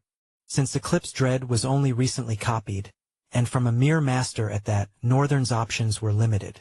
Even enriched with void essence, the abilities still lacked the potency he desired. The shadow's radius, for instance, could only stretch so far. Though he'd covered a significant number of raging monsters, less than half of those plaguing his side of the Colosseum had been ensnared in his darkness. The floor cracked and splintered beneath their monstrous strength, each thunderous stomp sending tremors through the ground. Every effort to contain them only seemed to fuel their resolve, like trying to douse a fire with oil. Northern had always despised rifts teeming with overwhelming numbers. The Tier 9 rift they just completed had featured plenty of monsters, but compared to this chaos, that number suddenly seemed trivial. Yet the Tier 9 rift had presented a different challenge. Those monsters had been incredibly difficult to kill. Northern doubted any drifter aside from himself and Paragon Rizel had managed to slay even one. These creatures, despite being maelstrom ranks, were relatively easier to dispatch. Even so, easier was a dangerous word here. Others were clearly struggling, their faces etched with strain as they fought for survival in this arena of death. If any group stood apart from the struggling masses, it was the Citadel representatives. Their coordination flowed like water. One fighter would engage a maelstrom just long enough for another to join the fray, and when two proved insufficient, a third would seamlessly slide in to deliver the killing blow. Their method cut through the chaos with surgical precision. They understood not only the urgency that pressed upon them but also the boundaries of their own strength, a rare and valuable quality in battle. Northern couldn't help but admire them, their discipline burning bright amid the mayhem. Even Helena carved her own path through the monsters, a force of nature unto herself. With her black rod discharging shadowy sparks, she danced through the crowd of beasts, never still for more than a heartbeat. The raw power behind her movements spoke volumes about the gulf between her and the others. Despite her small stature and seemingly fragile frame, each step she took cracked the ground beneath her feet, and her strikes sent monsters twice her size reeling backward as though hit by a battering ram. The monsters' tendency to pool toward a single target worked to the fighter's advantage, allowing them to focus their efforts without becoming overwhelmed. Even so, concern for the heroic Paragon caught in the middle flashed across their faces between strikes. With their combined strength they were making headway. The difference might be small, but Northern appreciated every monster that fell to their blades. He whispered, his voice barely audible above the cacophony of battle. "Okay now." From the pooling shadows beneath, Northern reached into the darkness as if dipping into a well and began to pull something forth. But this ice defied nature's design. If you want access to fast updates or the full novel in high-quality audio, contact me now and buy. I offer over 300 complete audiobooks from Pocket FM, Webnovel, Audible, and more. No locked episodes, no subscriptions, just one-time payment via PayPal or Ko-fi. Message me directly on Telegram or WhatsApp, or check out the full list of available novels on Discord. Start listening to your next favorite audiobook today.